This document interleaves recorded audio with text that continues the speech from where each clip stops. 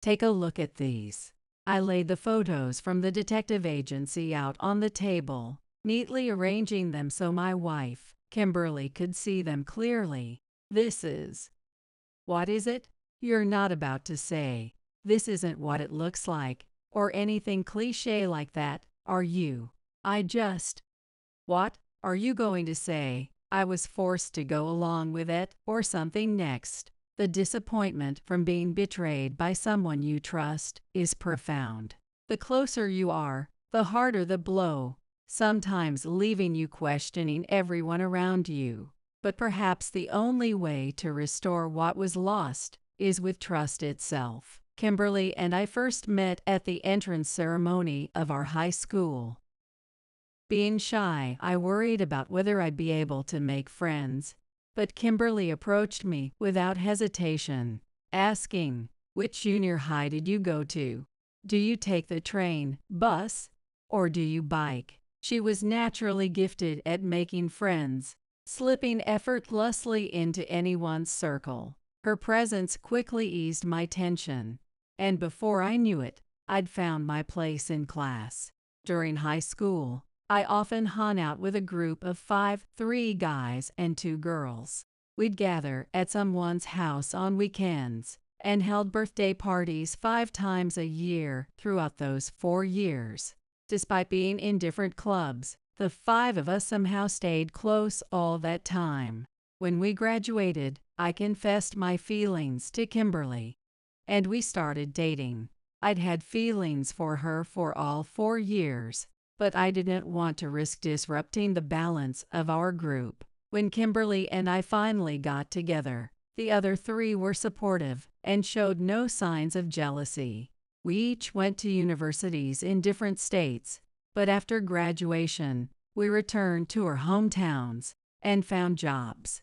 To this day, we meet regularly and laugh together like we did in our school days.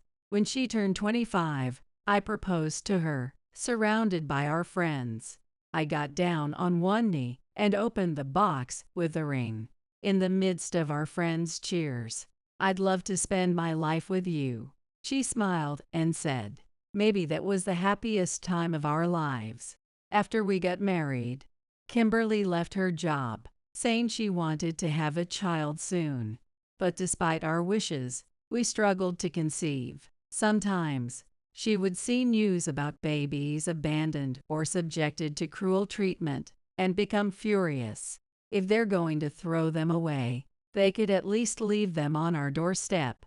I'd raise them, she'd shout. My work grew increasingly demanding each year, and eventually, I was transferred to a department that required frequent business trips. When I was away, she would usually go back to her parents' house or throw parties with friends.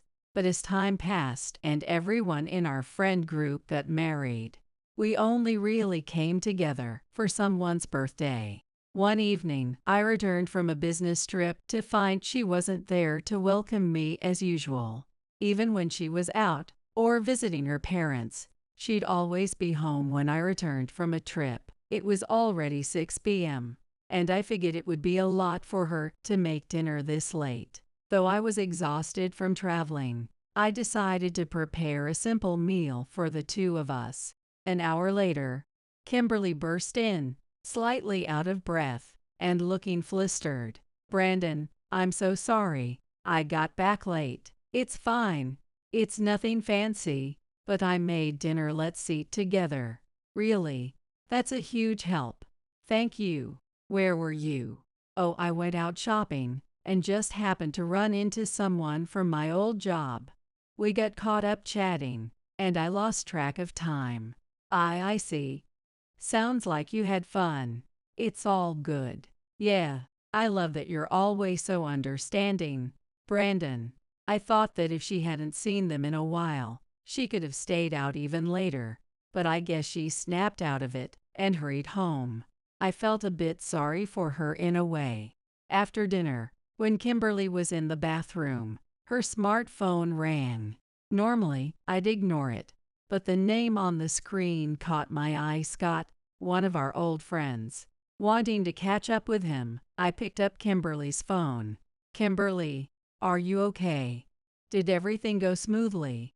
Scott asked immediately, sounding concerned. I wondered what he was talking about. Maybe our friends had gotten together while I was away. Scott, the moment he realized it was me, his voice tightened with tension. Brandon. Yeah, I just got back from a business trip. Is something up with Kimberly? No, it's nothing. All right then. And with that, he abruptly hung up. The whole call felt strange. When Kimberly came out of the bathroom, I told her Scott had called. Oh, did he say anything? She asked. There was something off about that question. If she'd asked, what did he want? Or, what was he calling about? It would have made sense. But, did he say anything? Almost sounded like she was trying to hide something from me. I don't know. He didn't say why he called. She replied, all right. I'll ask him later what he wanted. Kimberly looked somewhat relieved as she said that. About 2 weeks later, while making a sales call, I ran into Gary, one of our old friends. Gary and I had been in the same class all 4 years of high school, and he's arguably my closest friend. Hey, small world. Have you eaten yet? No, not yet. Great, let's grab lunch together. It seemed he was also out on a sales visit. Man, the other day was pretty crazy, huh? Gary said out of nowhere. I had no idea what he was talking about, and when I didn't respond, Gary looked puzzled, quickly changing the subject. He was clearly hiding something. Come on, what happened the other day? I pressed. Nah, it's nothing. Don't lie to me. I can tell when you're lying. You got me. He genuinely looked troubled, though I hadn't meant to put him on the spot. You keeping secrets from me now? I asked, watching as he got up and made a quick call. You have time, right? Emily's on her way here. Just hang tight, he said as he came back to the table. It felt like I had inadvertently stumbled into some off-limits topic. Gary's demeanor was too serious, and it seemed like he'd rather not handle this alone if he was calling Emily. About 20 minutes later, Emily arrived, apparently nearby by chance. Hey there, she greeted us. Brandon, you're looking well, she added, sitting down next to Gary. The two exchanged a glance, both of them looking uncomfortable. I figured I'd just come out and ask again. Gary mentioned something about the other day. Did something happen? They nudged each other with their elbows, seeming to pass the responsibility of explaining between them. At last, Gary sighed and began to speak. The other day, Scott was in a car accident. What? Are you serious? Was he hurt? Yeah, they took him to the hospital in an ambulance. We rushed there as soon as we got the call, but fortunately, it wasn't serious. He got treated and was able to go home soon after. Oh, thank goodness. I felt a genuine sense of relief. So when exactly did this happen? Well, it was about 2 weeks ago, right? The date matched the day I came back from my business trip. You guys got the call, but how come no one let me or Kimberly know? When I asked, they exchanged glances again, looking troubled. What's going on? I had no idea what they might say next. Why did they look so uncomfortable? Well, Emily finally started, looking as if she had no choice. The one who told us was Kimberly. Kimberly. So, Scott called her, and then she let you both know. That would make sense. Maybe she didn't tell me because I was still out on my trip. But then, Kimberly never mentioned anything about Scott's accident. Surely, that isn't something one would just forget to mention. No, Gary said, looking me square in the eyes. Kimberly was with Scott in the car. She was in the accident with him. What? I stammered, feeling completely bewildered. But Kimberly hasn't mentioned anything to me about this, I replied, watching as the two of them shared another uneasy look. She wouldn't say anything, Emily murmured, almost to herself. Her tone made it clear. This wasn't something I was supposed to know. Wait, you're telling me that Kimberly and Scott? Yay. Probably since before you two were married, Gary admitted, his voice weighed down with hesitation. And it's still happening. What? That couldn't be possible. Even after we got married, we'd still gathered as a group of 5 all the time. So that call from Scott, he was asking if Kimberly was all right because of the accident. Thanks for telling me. That was all I could manage. We're sorry for keeping it from you, Gary said. We'd been pressing Scott about it, asking if he was still meeting up with Kimberly, but he'd keep telling us he wasn't. But we were starting to doubt that. Yay, don't worry, I don't blame either of you. We should have told you sooner, Emily said, visibly upset with herself. Please, don't tell Kimberly or Scott that I know yet. I'm still trying to process it all. Hearing this, both Gary and Emily nodded. Understood. Let us know if you need any support. I'll help, too. This sudden revelation about Kimberly and Scott's relationship was hard to believe. I couldn't recall a single moment in high school where Kimberly seemed interested in Scott. Scott had always known how I felt about her, too. Back then, he'd even encouraged me, saying, "Go for it. I'm rooting for you." He'd seemed genuinely happy for us when we started dating, and later when I announced our engagement. And yet, Gary and Emily had known for a long time. I was the only one left in the dark, but it wasn't Gary or Emily who had betrayed me. That fault lay solely with them, deceiving me all along. Keeping up a normal routine felt agonizing. Even Kimberly's usual smiles seemed hollow now, as if they hid her true feelings. Still, I didn't have any concrete evidence to confront her about it, and without that, any accusations would be dismissed. I thought about gathering proof, but then received word of another business trip, this time for 2 full weeks. So I called Gary. Hey, I'm heading out for a 2-week trip tomorrow. Can you and Emily keep an eye on Kimberly and make sure she doesn't meet up with Scott? Leave it to us. Gary assured me with determination. He probably felt guilty for not telling me sooner, and I guessed Emily felt the same way. To Kimberly, my business trips had likely been perfect opportunities to see Scott. I hadn't thought much of it before, though she did seem a bit more cheerful whenever a trip was scheduled. I'd brushed it off, thinking she was just happy to have some alone time. It never crossed my mind that there might be more to it. The entire trip, my mind was preoccupied with thoughts of what might be happening back home. What if Kimberly was seeing Scott right now? I couldn't shake the worry. Once my trip was over, I arranged to meet up with Gary and Emily before going home. I needed to hear what they'd found over the past 2 weeks. It seemed Emily had first reached out to Kimberly. I have something I'd like to talk about sometime soon. Let me know your available days, and I'll adjust my schedule to meet up with you. Kimberly then mentioned having plans on 2 specific days within the 2 weeks. On those days, Gary and Emily followed her by car. And as soon as Kimberly and Scott met up, Gary would show up to disrupt the rendezvous. The same strategy was used on the other day, with Emily stepping in instead. At one point, Emily even made a pointed comment. "You mentioned you had plans today. Were you planning to meet up with Scott?" Kimberly denied it, but when she came home after both meetups had been interrupted, she was noticeably irritable.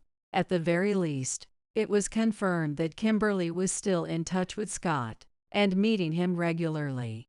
Afterward, I decided to hire a private investigator to gather conclusive evidence of her affair.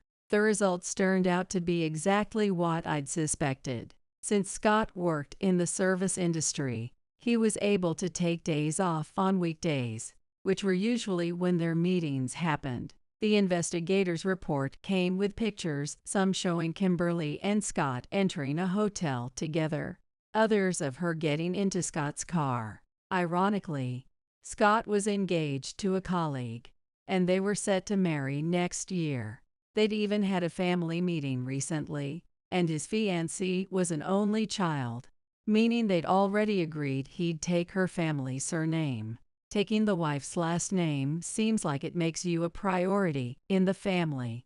He'd once told me, they're giving me a new car as an engagement gift, and as it turned out, it was in that very car that Scott had had the accident, with Kimberly as his passenger.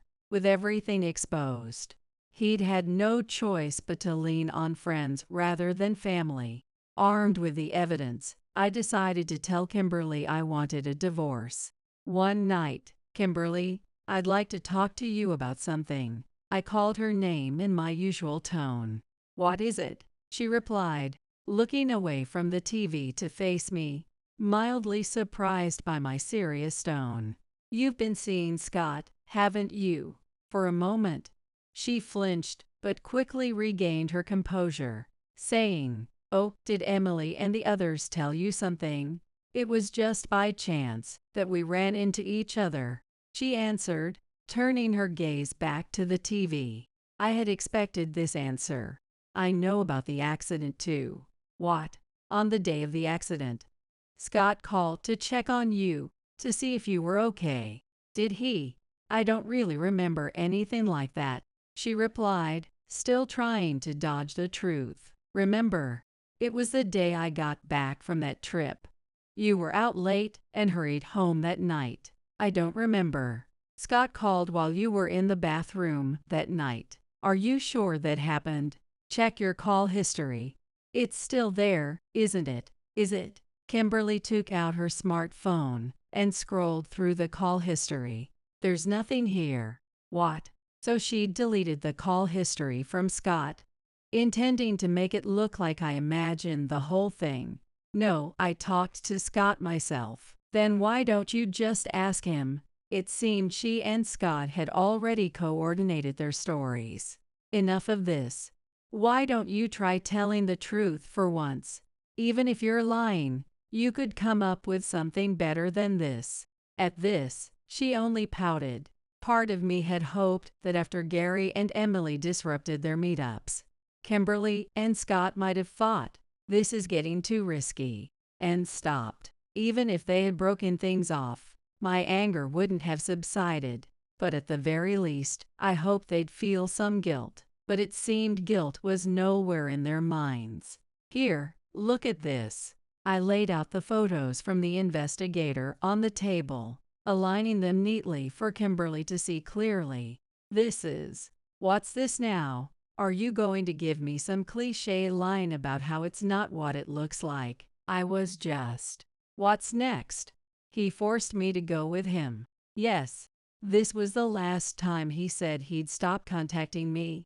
I'd been wanting to end it for ages. "Oh, is that why you met up so regularly?" This was it. He said he wouldn't contact me again. I was being misled. "Then how about we ask Scott?" "What?" "I'll call him right now." I dialed Scott and, for good measure, asked Gary and Emily to join as witnesses. It wasn't often that the five of us gathered for something other than a birthday. There was a certain irony in it. Scott looked visibly uncomfortable as he arrived. Gary and Emily's faces were tense, and Kimberly still wore a defiant pout. "Scott, care to explain these photos?" I spread the same photos I'd shown Kimberly across the table, now in front of Scott. Gary and Emily looked over his shoulder, their brows furrowed. "Scott, were you threatening Kimberly?" I asked. Scott's face twisted with anger. "Threatening me? Kimberly, are you kidding? That's absurd." "But Kimberly says she wanted to end things, and you kept pressuring her into continuing." I fought back a laugh. This was just ridiculous. "Hey, Kimberly, why am I the only one being made out to be the bad guy here?" he yelled. "Because I was trying to break it off," she snapped back. "You never said anything like that.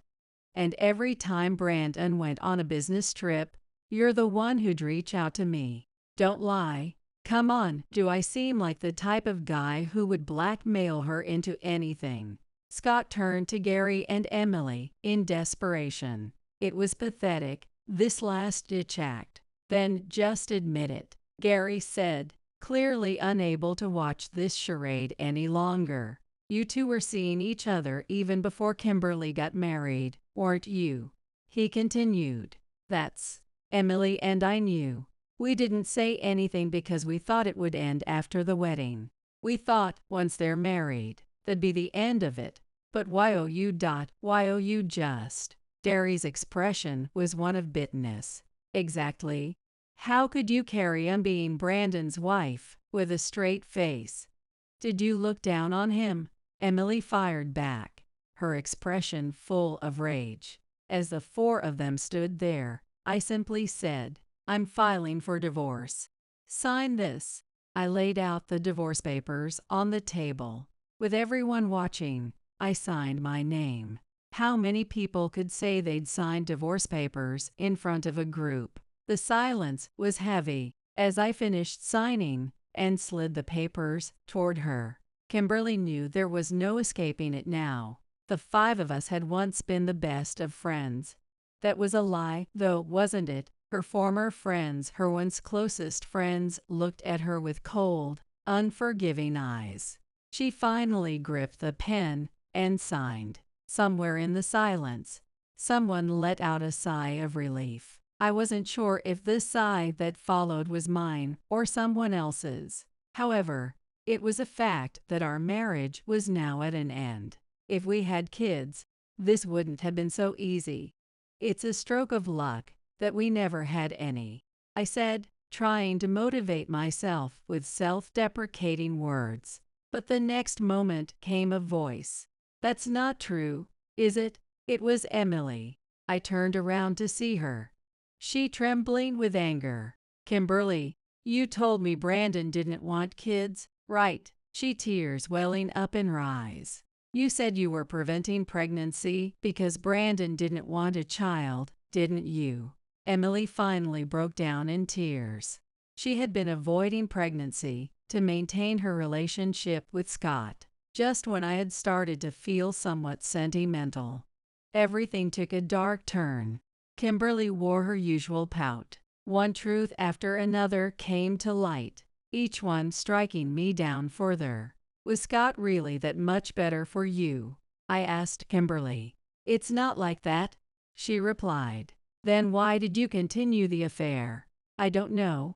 It just happened. Just happened. So she thought it was just fine to betray me. What had I been seeing in Kimberly since high school? What about you? Don't you have anything to say? Gary asked Scott. I feel bad about it. That's all. When Kimberly and Brandon got married, I really wanted to end things. That's the truth. Why couldn't you stop? Kimberly said it was fine to keep going, and I thought if she was okay with it, then I could be too. Are you trying to put the blame on her? No, that's not it. They were both at fault. So, in the end, if it hadn't been discovered, you'd still be carrying on with this relationship, I said, and Scott fell silent. That was his answer. I understand your side of the story. When I said this, both Kimberly and Scott showed a momentary look of relief. I only said I understood. Someone is here to talk to Scott, so could you listen to them? Scott looked stunned. Emily opened the door leading to the hallway. Standing there was Scott's fiancé. I had informed her of Scott's long history of betrayal. Scott's face turned pale. What the hell is going on? Why did you call her? That's called lashing out in anger, I replied calmly. Scott, I've heard everything. You're the lowest of the low. Anna, Scott's fiancée, said in a calm tone, while she must have been shaking with anger during the disgraceful exchange. It seemed she had moved past that point. She glared at him as if looking at something filthy. By the way, I recorded our entire conversation. I'm going to pretend this engagement never happened. Honestly, Anna was frightening at that moment. I felt as if I was witnessing the true terror of a woman. Wait, I swear I'll never see Kimberly again. I'll be a good husband. Was he being serious? It was hard to tell, but he was pressing Anna. I've been so foolish. I've woken up now. I'll never betray you again, I promise. Scott said this as he tried to place a hand on Anna's shoulder. At that moment, a sharp sound echoed through the room. Anna, wide-eyed, swatted his hand away. She was strong. This strength was genuine. Anna deeply bowed to us as a farewell and walked away. Scott slumped down, dejected. Kimberly pouted. Gary and Emily sighed. And I stood there in a daze. It was all over. After that, I successfully submitted the divorce papers and raised a toast with Gary and Emily. Thanks to both of you, I feel relieved about the divorce. I appreciate it. The two exchanged somewhat troubled looks. It's not that we wanted you to get divorced. We just couldn't forgive her, Gray replied. Still, because of their sense of guilt and justice, I was able to step into a new life, so I was indeed grateful to them. What about Kimberly now? I haven't contacted her at all. The settlement money was deposited, but that's it. I see. I think we all each immersed ourselves in nostalgic memories. The days of laughing together in high school, the birthday parties we gathered for every year. However, Kimberly and Scott had tarnished all those colors. As for Scott, his engagement was, of course, called off, and Anna demanded compensation from him. Naturally, I was also seeking compensation from him. On top of that, he was being charged for the luxury car he received as a gift to celebrate the engagement. The total came to $100K. Even if he sold the luxury car, its resale value was low due to the accident. I heard he was disowned by his parents too. While it's his responsibility, it's hard to believe how things turned out. Now that I felt relieved, I decided to ask the two of them something that had been on my mind. By the way, are you two dating? It seemed like I was asking too late. Well, I guess we're not officially dating. From their demeanor, it was clear that they had feelings for each other. Thanks to the trouble between Kimberly and me, they had spent more time together and shared many experiences, which deepened their bond. You should just go for it. I think you two would make a great couple.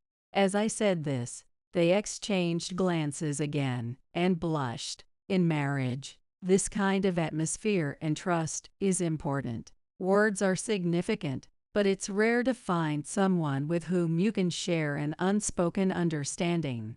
If that someone is of the opposite sex, it's likely to develop into a successful romantic relationship. A year passed. I received an invitation to a wedding. It was Gary and Emily's wedding. I checked a box for attending and mailed it back. I knew they would make a wonderful couple. Even now, birthday parties are being held among the three of us. Perhaps in the near future, the birthday parties for their children will become a regular event too. For now, I had been asked to give a speech as a representative of the friends at their wedding. I initially declined, thinking that having a divorced person would be bad luck. But when they told me that if I didn't do it, they wouldn't have a representative speech at all, I accepted. I need to get home quickly and start writing the speech. Ivana, what are you doing here? I had just returned from shopping when I saw a figure standing frozen at the front door.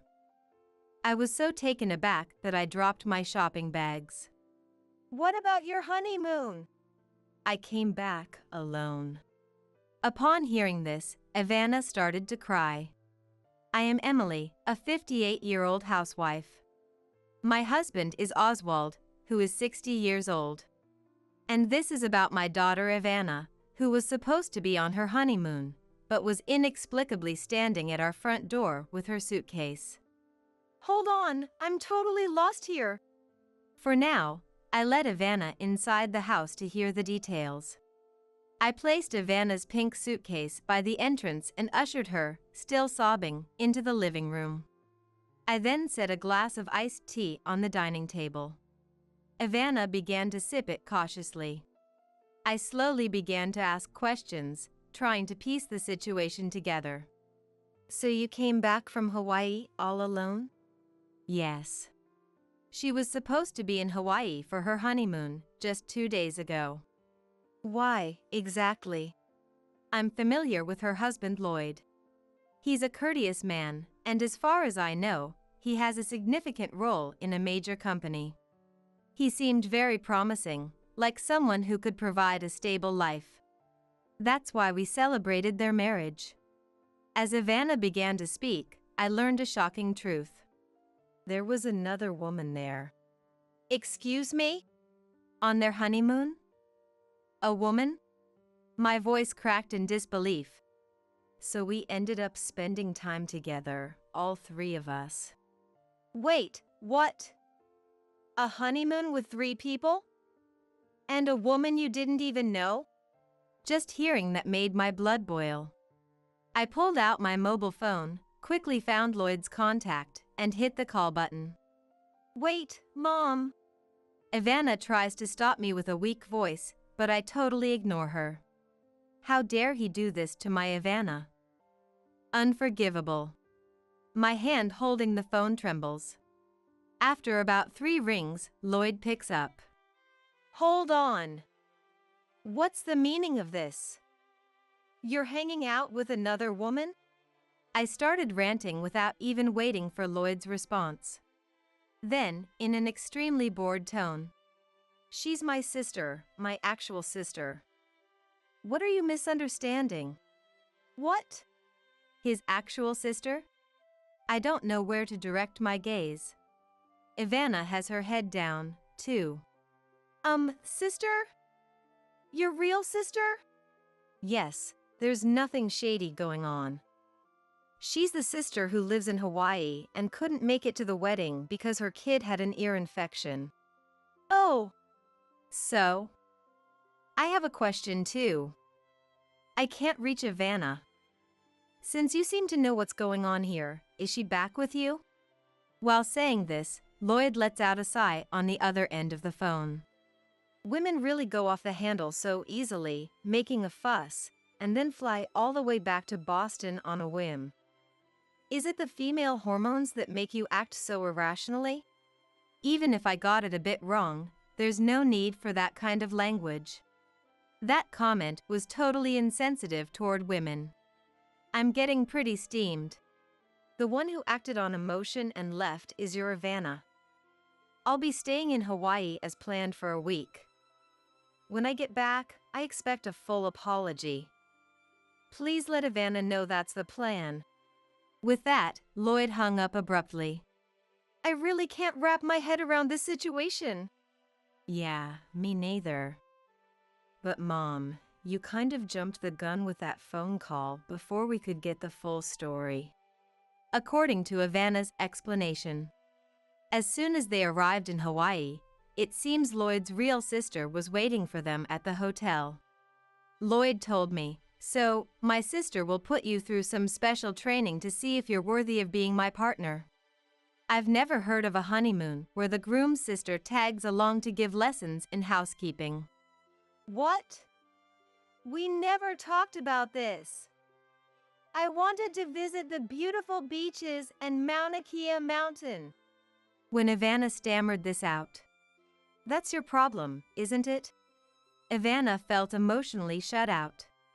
But you said you wanted to go, too. Once my sister's special training is over, we can go wherever we like. Of course, all 3 of us. The reason we chose Hawaii, where my sister lives, is precisely for this. Then, a woman named Sanaya, the sister, said, Enough talk. From today, I'll be giving you an intense homemaking course. I've been doing this for years, as both a wife and a mom. I want to go all out to help my brother's marriage. Off to my house we go. So, it seems this mysterious training started unfolding. So, what happened once you got to the sister's house? I found myself parched. I poured more iced tea into my empty glass to encourage the storytelling. Even though Lloyd is usually serious, it was clear from that phone call that he looked down on women, and Ivana as well. Turning a honeymoon into a housekeeping training camp? Hearing this almost made me want to throw my iced tea in anger. Go on. Ivana continues the story, haltingly. The house they were driven to, Sanaya's home, was cluttered with children's toys. First lesson in housekeeping cleaning. Apparently, she was told to clean up the scattered toys. Next is the shower room and also the toilet. While Ivana was doing the work, Sanaya, claiming to be supervising his housekeeping skills, was spending time with Lloyd in the living room. Isn't this basically using your partner for menial tasks under the guise of visiting home? Doesn't it feel like harassment? When I pressed for more details, That's not all. fresh tears streamed from Ivana's eyes. They told me to make dinner. For Sanaya's family of 4 plus the 2 of us, just using what was in the fridge. I've never cooked for 6 people before. I thought I'd learn how to cook as we went along in our marriage. I couldn't even come up with a menu. Ivana's ordeal continued. So, I found some eggplant in the fridge and tried to look up recipes on a cooking community website on my phone. Then Sanaya said, you should be able to cook by eye. Using your phone is unacceptable. She took my phone away and said, this is a failure. I'm going to need to give you some intensive training. We're changing all our vacation plans to stay at our house. The entire vacation? Even one day would be ridiculous, but the whole vacation? So, that was it. Apparently, she took back her phone and returned home, sobbing. What even is this? Ivana was really looking forward to their honeymoon. The hotel had a sparkling pool and a view of the blue ocean. They must have been excited to try poke bowls and Hawaiian plate lunches. But Lloyd and Sanaya trampled over those dreams so easily. Then, Ivana, tears streaming down her face, brought up a suggestion. Interesting, sounds like a plan. I decided to support Ivana with all my might. As soon as the honeymoon was over, Ivana received a call from Lloyd. We're coming over tomorrow to discuss how we're going to live from now on. When Ivana asked, What do you mean by how we're going to live? You failed as Lloyd's partner, so we need to discuss what's next. Sis said you're a total failure in the kitchen. We need to talk specifics. Sis is coming with me, so listen carefully and think about where you went wrong. What? Reflect on my actions. I was about to explode with anger at that arrogant and unreasonable demand. But them coming over actually works in my favor. I decided to handle this calmly. Finally, the day of the confrontation arrived, and Sanaya and Lloyd showed up. Well, Ivana, done any reflecting? Lloyd starts off with arrogance right away. The serious demeanor he had during our first meeting seemed to have flown away. For now, please come in. I led the 2 of them into the living room. Now, let's start the Ivana's partner test. I called out loudly for my husband, who was waiting in the other room. All right. My husband walks in holding a yoga mat, a confident smile on his face. Gotta keep in shape to protect the family. First, we're going to work on our core and back muscles. My husband has recently become concerned about aging and started going to the gym. With thrice weekly workouts guided by a personal trainer, he's got a solid chest, even at 60. All right, we're doing push-ups on this mat. It's a competition. Lower yourself down for 3 seconds, count slowly, and then push back up. That's 1 rep. If you don't stay down for 3 seconds, you won't engage your core muscles. What? Lloyd, who appears to have never worked out a day in his life, is utterly shocked. If you're saying Ivana needs a Lloyd's partner test, then I'm going to test if you're fit to be Ivana's partner. Keeping in shape is important for family support and child rearing, too. Now, place your hands slightly wider than shoulder width apart and get into a push-up position. Come on, hurry up. It felt like boot camp, as if a merciless drill sergeant was waiting to put Lloyd through the ringer. Both my husband and Lloyd assume the push-up position. And 1. At that moment, Lloyd collapses onto the floor and can't get back up. He's stuck to the floor like a squashed frog. Ha ha ha ha. You can't do it. I can do 50, you know. My husband is breezily doing push-ups beside him. His glasses are askew, his tie is crooked. Lloyd remains collapsed. All right, you're next. I turned to Sanaya, who was standing there, dumbfounded. Well, what? Me too? Now it's Sanaya's turn to be surprised. You seem to be fond of my Ivana. I'll be the judge of whether you have the ability as a mom and a wife, and whether you're fit to guide my Ivana. Yes, this was the retaliation plan that Ivana had suggested to me. Sanaya's home had mold growing in the shower, and her toys were just pushed to the side. She wasn't exactly in a position to teach me how to clean. Based on what Ivana told me, I had formulated a plan. Then, I forcefully pulled Sanaya into the bathroom. I've left it dirty just for you. This is your test. Now, start cleaning. Sanaya tried to deflect, saying, I came here for a discussion from Hawaii. Huh? Didn't you make Ivana do chores under the guise of guidance and steal his leisure time? Well, I'm just returning the favor.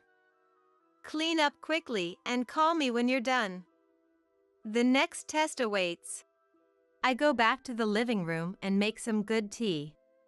I hand a cup to Ivana, who's quietly watching the plan unfold, and we both sit on the sofa.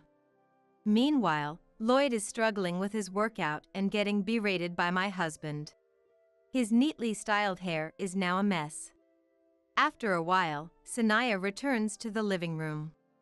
I've finished cleaning. Oh, that was quick, she says, peeking into the bathroom. It had taken her nearly an hour, so she must have done a decent job. At first glance, it looks clean, but there are clear traces of water streaks on the walls. If you don't wipe the water off shiny surfaces immediately, they'll get cloudy. Don't you even know that? Especially the mirror, it will get those white water stains. And you dare call yourself Ivana's mentor?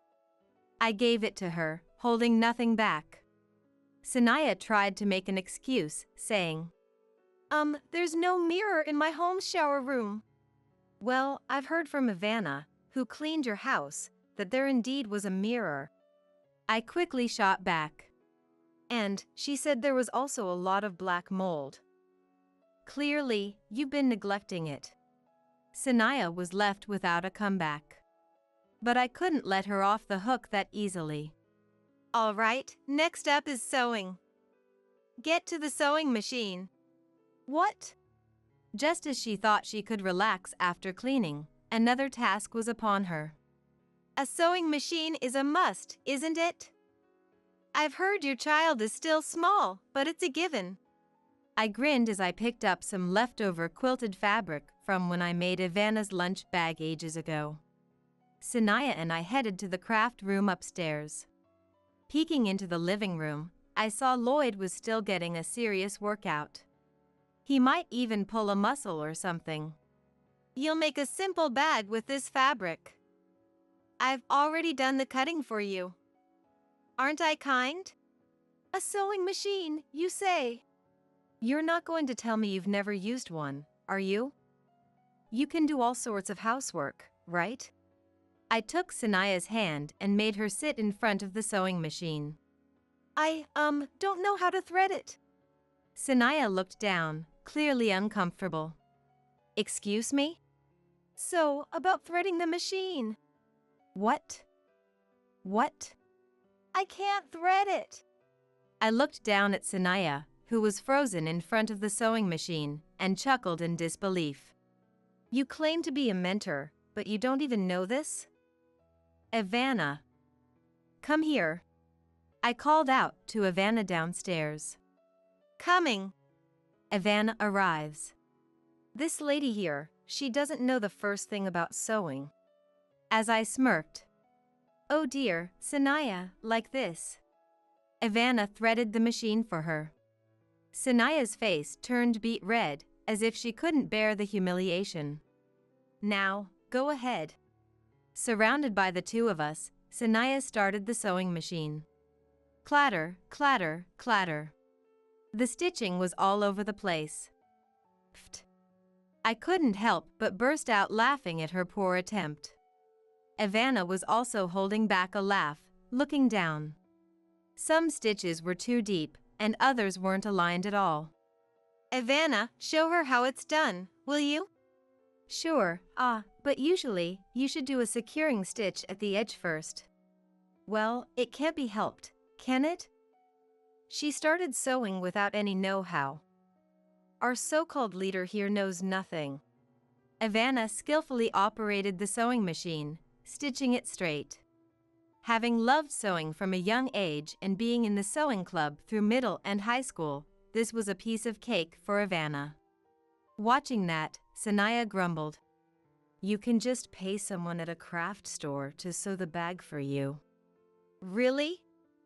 Then what's the difference between outsourcing your sewing to a craft store and replacing your lack of cooking skills with supermarket pre-made meals? There are things you can do that Ivana can't, and vice versa. Stop making excuses and picking and choosing to suit your convenience. I said just that and headed down to the living room. On the first floor, Lloyd was still sprawled on the floor. It looked like he couldn't even get up anymore. Beside me, my husband was striking some sort of muscle pose. All right, let's have a talk, all of us. Still trembling with humiliation, Sanaya managed to take a seat on the sofa, along with Lloyd, who had somehow managed to get up. Ivana, my husband, and I sat across from them. First, take a look at this. I laid out the sewing pieces from both Sanaya and Ivana on the table for everyone to see and compare. It's downright hilarious that someone who can only produce something this shoddy would act like they're in charge. Lloyd stared at his sister's wobbly stitching, completely stunned. That said it all. Sanaya was at a loss for words, her hands trembling. This one's a mess, too. Unbelievable that they only had Ivana do the special training. This time, it was Dad who laid into Lloyd. You've been going on about women, but we really have to question how you're doing as a man yourself. I added, driving the point home.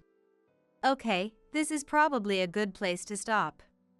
That's right, I remembered something Ivana and I had agreed upon that day. Ivana, go ahead and bring it out. Ivana presented some documents. It's not a quick divorce or anything, but I just can't go on with you anymore. I'm glad I realized it sooner rather than later. Ivana stated it firmly. What? Their voices of surprise came out in unison. Both widened their eyes, flustered and mouths moving but no words coming out. Hold on. I was thinking of forgiving you as long as you showed some remorse. Finally, Lloyd spoke up. Sure, I can't cook, but that's not something I need to be sorry about. Devoting all our honeymoon to training and bringing in Sanaya, it's all just too absurd. I can't be with you anymore. Ivana started signing the papers with a pen. Wait, so it's my fault you're getting a divorce? All I did was point out your flaws. Now it was Sanaya's turn to panic. Ivana shook his head. I never said I can't cook. I was planning on learning eventually. Besides, she paused for a moment. Just like I have things I can and cannot do, so does Sanaya. Judging that solely based on your own convenience and standards is wrong, she said, setting the record straight. I went in for the kill too. You can't even sew or clean, acting all high and mighty. Plus, you ruined the honeymoon and treated Ivana like a servant. I'm too embarrassed to be related to you. Just sign the divorce papers and get out. And so, Ivana came back to our home. Sanaya got divorced because she was terrible at housekeeping. How dare she continuously harass Ivana, claiming to be some sort of mom or Lloyd's partner, without even considering her own flaws. This is what we call personal responsibility. Meanwhile, Lloyd kept making mistakes at work due to his inconsiderate personality. He even said something insensitive to a female coworker like, "These documents are a mess. Are you not in the mood to work just because you're feeling unwell?" He faced severe disciplinary action and was suspended from work. Would you come back? If you reflect on this, I believe we can start over, and I feel like I could even get my position back at work. It seems like Ivana kept getting messages from Lloyd pressuring her to get back together, despite showing no signs of remorse. That's not going to happen. I'm getting married. With that, she promptly cut off communication. Yes, Ivana is set to remarry in 6 months. Her new partner is also a businessman, similar to before, but much more easygoing. He's into bowling and has a fit physique. As long as I can eat, I'm good. When they dine together, they get excited talking about things like protein for bodybuilding. Ivana, who's now seriously learning to cook, joins her in the kitchen. I mean, I could at least make scrambled eggs. While making sandwiches for work, Ivana recalls those days. It's okay, don't worry about it. You'll get the hang of it as you go along. With that said, I seasoned the dish just by eyeballing it. Ouch. Stop it. Somebody help me. My mother-in-law Julia suddenly barged into my room during a virtual meeting. I had a bad feeling, and it was right. George, who was also in the meeting, sighed all on the screen as Julia grabbed me and tried to overpower me. Cold sweat ran down my body. Please stop. I pleaded with my eyes, but Julia ignored me completely. I struggled to push her away, but in the scuffle, I was knocked down, hitting my head hard. In the next moment, Julia lit a flame on a lighter she was holding. Suddenly, I heard someone shout through my computer, "I'm calling the police." What? Julia froze, looking up in shock. She hadn't realized her deranged actions were being live-streamed. My name is May. I've been married for 2 years now. I met my husband, George, at work. He's in sales, and I work in the technical department. After the pandemic hit, our department switched to remote work, and now we only go to the office a few times a month. Our apartment is really close to the office, so commuting isn't an issue. But George still goes into work every day because of his job. It makes sense, considering his responsibilities in sales.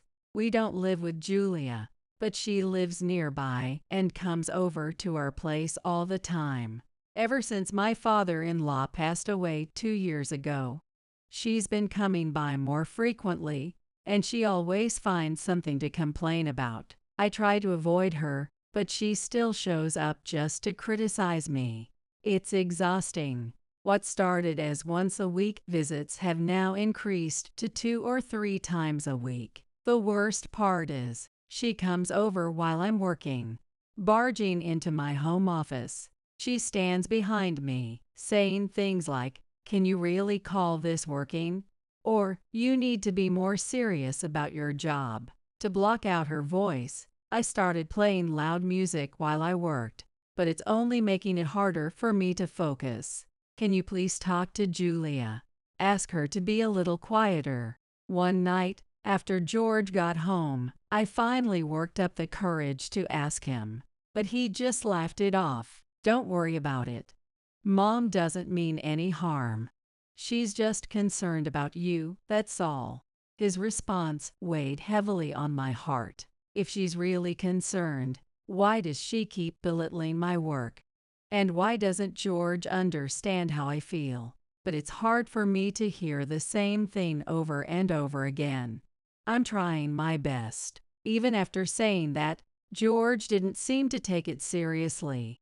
Mom's been tough on me since I was a kid. She's just continuing what she's always done, but it's because she cares about us. As I listened to his words, I felt like something wasn't right. The fact that Julia was strict when raising him doesn't justify her constant jabs and criticisms toward me. Even if I pointed that out, I knew George wouldn't understand. Every time Julia visits our house, she transforms into a doting mother, sweet and gentle, when she's around her beloved son. The same woman who throws harsh words at me, almost like a devil in disguise, softens her face and becomes a completely different person in front of George. "George, you must have had a tough day at work," she says with an impossibly sweet voice, smiling as if I don't even exist. The sickeningly sweet tone of her voice sends a shiver down my spine. I can keep going because Mom's always there for me. George replies without a second thought, like a child basking in his mother's affection. What is this scene? This can't be real. And every time, I feel a little more disillusioned inside. I can't understand why her attitude shifts so drastically. When I watch the two of them, it feels like I've been left behind, like I don't belong in their world at all. But honestly, I don't even want to be a part of that world. Even after Julia leaves, the cloying sweetness of her voice lingers in my ears, and the unsettling sense of discomfort grows. Why am I the only one who has to deal with this? I can't help but sigh in frustration. The fact that George doesn't notice anything only deepens my unease. As Julia's behavior escalates day by day, I'm starting to feel desperate, knowing I have to do something about this situation. But George remains oblivious, and it's as if he's downplaying my suffering. With every visit, Julia's presence weighs heavier and heavier on my heart. I've reached the point where just hearing the sound of her coming into the room makes my chest tighten with anxiety. Why am I the only one who has to endure this? I'm terrified that if things continue like this, I'm going to break. One evening, when Julia visited as usual, I felt like I had reached my limit. The moment she started criticizing my work again, I stood up and faced her directly. "Julia, I'm sorry, but could you please stop coming over during my work hours? I can't focus, and it's affecting my job performance, which is causing problems for my company." I tried to speak in as calm a voice as I could, but inside, I was boiling with anger. Julia looked slightly surprised at first, but then she quickly curled her lips into a smile. "Yes, work is important, isn't it? I understand. I'll be more mindful from now on." Thank you." Her unexpected response caught me off guard, but I had a feeling that Julia didn't truly understand. It felt like she was hiding something behind that smile. Despite her words, Julia's visits continued, and the passive-aggressive remarks didn't stop. My resolve to find a way to break free from this situation only grew stronger, but without any solution in sight. I was wearing down more and more each day. Eventually, I began to realize that solving this on my own was going to be difficult. Unless George took my side, the dynamic with Julia wouldn't improve. But when he would finally wake up and see what was happening, that I couldn't predict. Julia's harassment escalated with each passing day. What started as complaints soon morphed into her barging into my workspace, the bedroom, and rudely touching my furniture and documents. Honestly, it was becoming a major source of stress, but I kept telling myself I just had to endure it because there didn't seem to be any other option. One day, Julia entered my room again. As usual, she made snide remarks while surveying the space, but then her eyes locked onto a cabinet with a lock. "Hey, what's in there?" "Nothing important. Just work materials I need to store." "If it's just work materials, why's it locked? Tell me." Julia raised her voice and tried to force the cabinet open. I panicked and tried to stop her. "Julia, there are important things in there. Please don't touch it. If it's really that important, then you should show me. What are you hiding in there? You're only keeping it locked because it's something you can't show me, right?" Julia completely ignored me and kept trying to open the cabinet. "Oh my God. Stop it already. This has nothing to do with you," I pleaded desperately. Julia finally withdrew her hand after staring at the cabinet for what felt like forever, but she kept glancing at it like it was still on her mind. But it didn't end there. Julia's harassment escalated even further, throwing things, and sometimes even acting as if she might raise her hand against me. "What are you doing, Julia? Stop it, please," I repeated over and over, but Julia's bizarre behavior didn't stop. One day, Julia suddenly grabbed my shoulder and started shaking me violently. "Why won't you listen to me more?" "What? I'm not a child. I haven't done anything wrong. Do you really think that excuse is going to work?" I could have easily shaken off her grip, but I feared that if I made a scene and exaggeratedly fell, she would accuse me of something afterward. So I hesitated, feeling trapped. I was getting closer and closer to my breaking point, and then the worst happened. That day, I was attending a virtual meeting like usual. George was also in the meeting from his office. Suddenly, Julia barged into the room. I felt a sense of dread and glanced at her. Without hesitation, she made a beeline for the cabinet. "No, Julia, stop." I tried to plead with my eyes, but of course, Julia wasn't going to be swayed by that. That day, there was something off about her. Her eyes, she wasn't in her right mind. Something was seriously wrong. "George, help," I yelled to George, hoping he would hear me through the screen. Immediately, George's tense voice came from the other side of the virtual meeting. "Hey, what's going on? Are you okay? What's happening?" "George, Julia's." I tried to explain the situation, but before I could finish, Julia grabbed the cabinet and, in the next instant, pulled a lighter and a bottle of oil from her pocket. "No way. Stop." I was trembling with fear. Then George's voice rang out again. "Hey, what is she doing? Stop her, now." But Julia wasn't responding. No, she wasn't hearing him at all.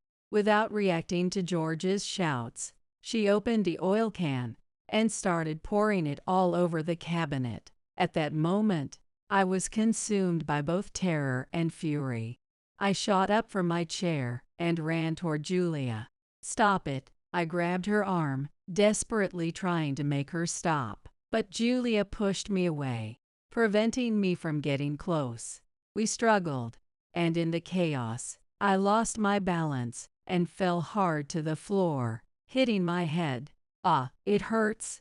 As I lay there in pain, I saw Julia light the lighter and bring it toward the cabinet. In an instant, the flames engulfed it, and the room began to fill with smoke. "Somebody help." With my head spinning and my vision fading, I screamed in despair. Somewhere in the distance, I could hear George's voice again.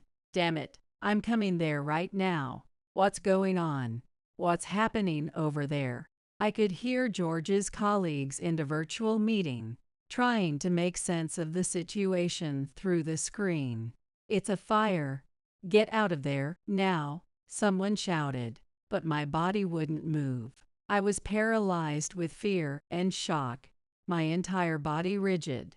"Julia, please, just stop," I begged, using the last of my strength. But she wasn't listening at all. "Now you see, you're not cut out for work. You don't need any of this." Her words filled me with despair, a surge of anger and sadness rising so quickly that I momentarily forgot the pain. I forced myself to stand and grabbed a blanket, trying to smother the flames, but the fire was much stronger than I anticipated, rapidly consuming the blanket and spreading across the room. "Please, just go out. Please, go out," I prayed silently, desperately trying to put out the fire. Eventually, I managed to extinguish the flames, but the room reeked of smoke, and the cabinet was nothing more than charred remains. Exhausted, I collapsed to the floor, trembling from the pain in my head and the emotional turmoil. "This is what happens when you defy me. Maybe now you'll learn to listen," Julia said coldly, her smile twisted in satisfaction. Just then, footsteps echoed from the hallway, and George burst into the room. "What the hell happened?" He rushed to my side, his eyes widening at the sight of the scorched cabinet. All of the important documents inside were destroyed. "Mom, what did you do?" George turned to Julia, but she just stared blankly into space, not reacting. Then suddenly, a voice blared through the speakers of my laptop. "I'm calling the police," someone from the virtual meeting had shouted. "What?" Julia snapped back to reality, her eyes darting around in confusion. Her expression shifted rapidly, from confusion to fear, and finally to anger. She froze for a few moments, but then her usual bravado returned. "Why is this happening? How could it come to this?" she shouted, her voice trembling with rage. "What are you doing, Mom?" George yelled, his face a mix of panic and fury as he glared at her. He stepped toward Julia, his anger boiling over. "No, George, it's not like that. It's just that woman was being so disrespectful." Julia stammered, struggling to find the right words. She glanced at me briefly before turning back to George. "Disrespectful? What did May even do? Do you have any idea how dangerous and unacceptable your actions are, Mom?" "But you don't know what she said to me, George. I was only trying to do this for you." "Shut up. Just stop talking, Mom," George shouted, his voice booming through the room. Julia froze, the words catching in her throat. Her face, once defiant, now looked scared like a child reprimanded. She stood there, speechless. "George, I was just," she stammered. "I don't want to hear any more excuses, Mom." George cut her off, his voice stern and unwavering. "What you did, no matter the reason, is unforgivable."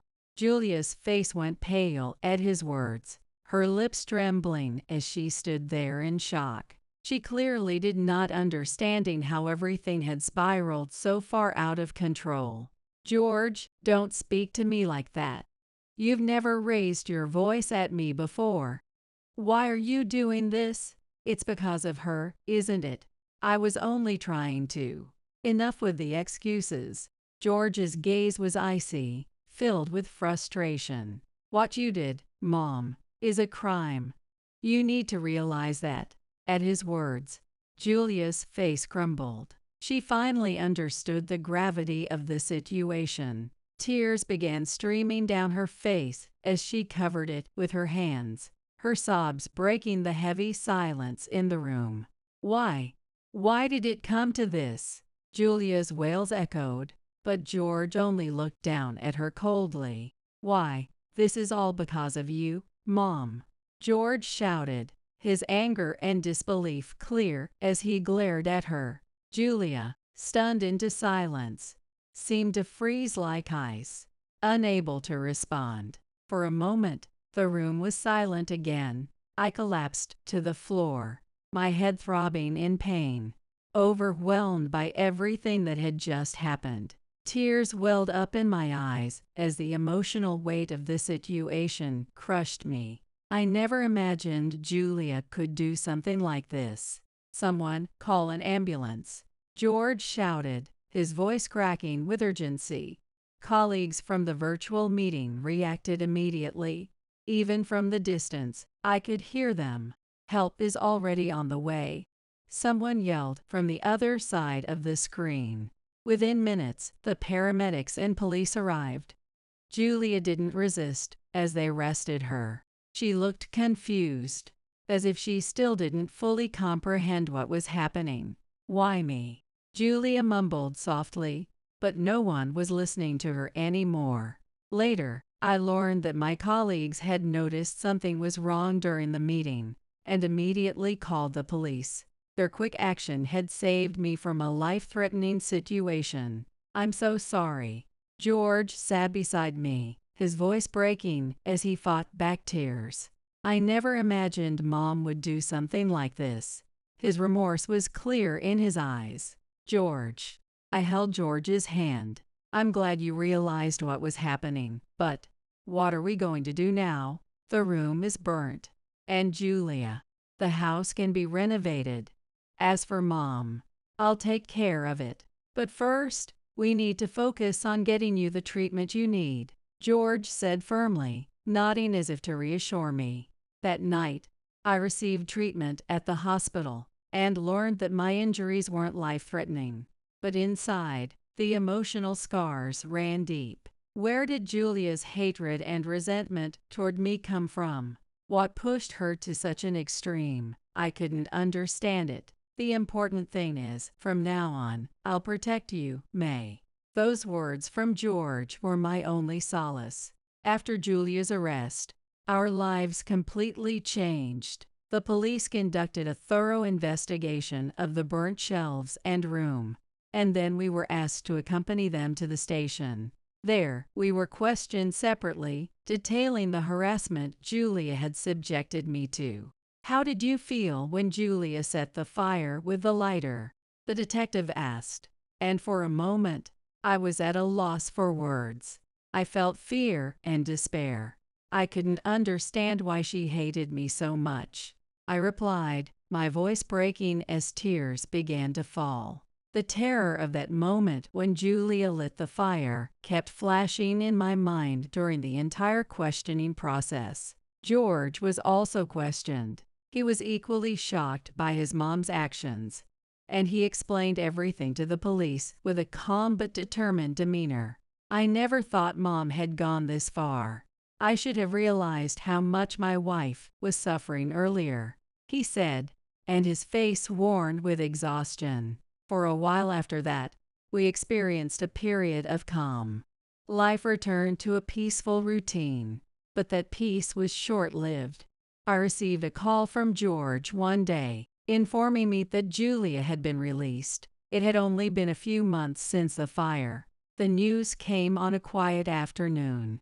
It was when I was taking a break, enjoying a cup of coffee in the middle of my workday. But the phone call shattered that calm in an instant. "She's being released," George said. "What? Already?" As soon as the call ended, the anxiety that had been buried deep inside me for so long surged up like a tidal wave. The possibility that Julia would get out of prison was something I hadn't dared to consider. No, it was something I didn't want to consider. I thought I'd never have to see Julie again. I believed that. My voice was surprisingly calm, but the weight of my words felt heavier than I could have anticipated. When George came home later that day, I could see the same fear reflected in his eyes. "After everything she did, and she's already being released." George sat beside me, letting out a heavy sigh as he stared silently at the ceiling. We hadn't truly believed the terror from that day was fully behind us, but we thought Julia would stay in prison for a while. We never imagined she'd be back so soon. The small sense of relief I had been holding onto quickly crumbled away. She must have faced some consequences. I'd like to think she's learned something, I murmured, glancing at George for his reaction.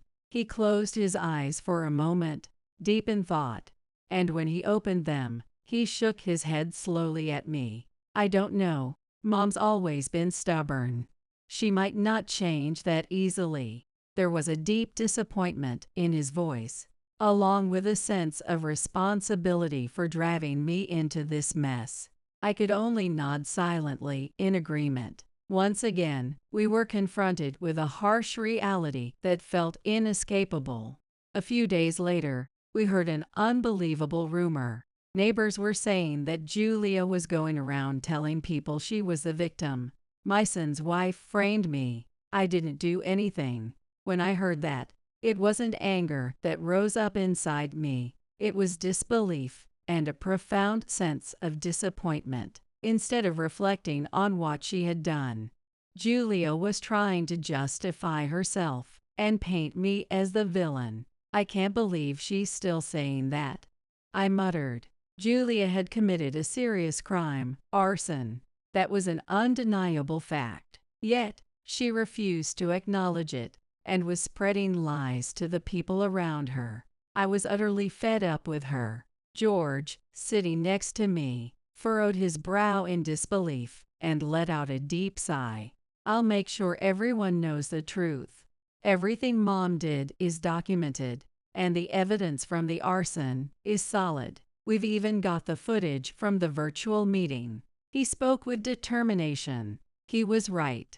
On the day of the incident, the virtual meeting had recorded the moment Julia started the fire. All the coworkers who had been in that meeting witnessed it, and their testimony would surely hold up. Calmly, I added, we have no choice but to use that footage and go back to the police. If Julia keeps spreading lies, we can't just sit by and do nothing.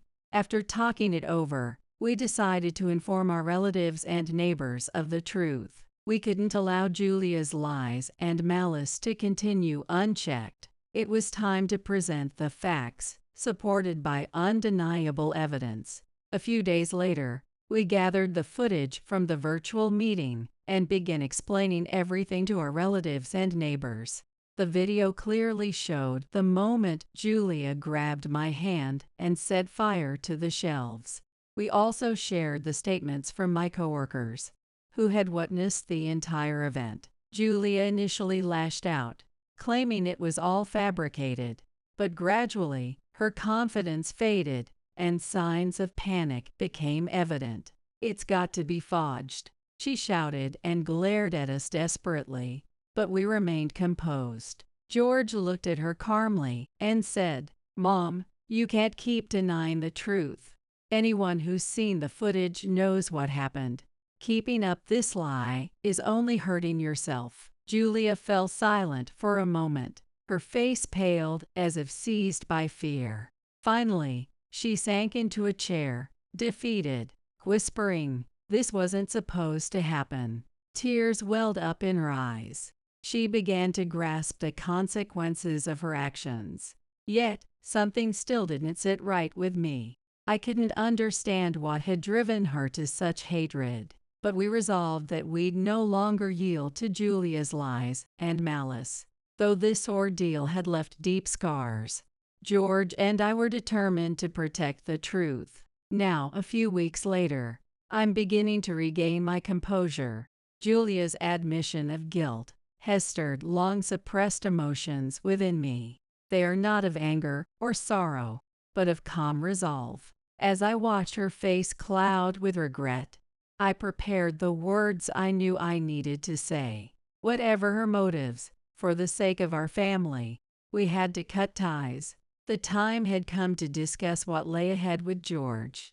One evening, I called him to the living room to talk. The quiet night felt as though it demanded a heavy decision from us. George, what should we do from here? You mean about Mom, right? His voice was weary, but he began speaking right away. Honestly, It might be safest to leave things to the police. I nodded. Julia had threatened our family. The risk of her acting out again wasn't zero. Yet a part of me felt a complex conflict. Yes, Julia's actions were dangerous, but perhaps, somewhere along the way, she too had become broken. The tears and regret she had shown lingered in my mind. If we do turn her over to the police, what happens next? To be honest, I'm afraid of what could come of that. I expressed my honest feelings. George was silent for a while, deep in thought, before finally speaking quietly. To be honest, I feel conflicted about Mom too. After everything she did, part of me still feels something for her, but that doesn't mean we can keep her in our lives. Yes, I feel the same. Maybe it's best to leave things to the police to prevent any further harm from Julia. But is that really the choice that would make us happiest? I trailed off, unable to continue. Cutting Julia off completely might bring us peace, but involving the police didn't feel like the best solution. Even if we don't turn her over to the police, I'm done with her. I don't want to give her any more opportunity to interfere in our lives. It's the safest way. Cutting ties. Yes, I'm also afraid of any further involvement with Julia. As true as that is. We sat in silence, deep in thought, amid the conflicting emotions toward Julia. A clear path gradually emerged. The decision to cut all ties with her rather than escalate things legally. All right, we won't go to the police. Bud whatever she says. We'll have no further contact with her. That's the final decision. Yes, that's it. Cutting ties completely with Julia is the only way to prevent her from disrupting our lives any further. With that, we finally reached a resolution. We hoped this choice would bring us a new sense of peace. We prepared for one last meeting to formally tell Julia of our decision. This would end it all. I invited Julia to the house, took a deep breath, and began to speak. Julia. Julia looked at me, responding to my voice with a weary expression. Regret was evident on her face, and it seemed as though something had broken within her. She still seemed unsettled, though her eyes held a glimmer of hope, perhaps thinking she might still be forgiven. We won't be involving the police any further. Julia's face relaxed at those words. Her shoulders dropped with a sense of relief. She had likely thought she was completely forgiven, but I knew she hadn't understood the gravity of the situation yet. I also knew how much weight my next words carried. Thank you, May. I can't take any more suffering. I'm so sorry. I really am, she said. But I calmly, firmly, continued with the next words. But Julia, don't misunderstand. What? Her relief vanished instantly, her face tightening with tension once again. Watching her expression change, I met her gaze coldly and stated clearly, we won't escalate this with the police any further, but we're cutting ties with you from now on. Cutting ties. Julia's voice was barely audible. I heard the fear in her voice. Julia began speaking in a trembling voice, clearly distressed. Wait, Emma, are you really abandoning me? Aren't we family? Why would you do this? I had no intention of listening to her desperate plea. We couldn't allow her to disrupt our lives any longer. I was confident that this decision was necessary to protect our safety and peace. Reinforcing my resolve internally, I responded firmly, yes, we're cutting ties. We're moving, and we won't tell you where. This is the end of any connection between us. Julia froze, her shaking hands resting on the table as she listened. It seemed she was finally realizing the seriousness of our decision. Her mouth opened several times, as if to say something, but no words came out. Please, wait. May, let's talk about this. It's a misunderstanding. I only wanted to do what was best for George. she pleaded in a voice that lacked the strength she once had. It was as if she was only now grasping the gravity of her loss. At that moment, George stepped forward, speaking quietly yet resolutely. "Mom, this is the end. I won't let you keep hurting May." Julia reached out to George, as if trying to cling to him, but he gently moved away, maintaining his firm stance. "George, even just you. Please don't abandon me," Julia implored tearfully, her voice barely audible. "I feel the same as May, Mom. Please don't contact us anymore." Hearing his word, Julia was silent and frozen, her gaze fixed on her trembling hands. "This is the end. Thank you for everything until now," I said calmly. Julia then turned and left our home, her steps unsteady. I quietly closed the door behind her, watching as she walked away. We were ready to move forward.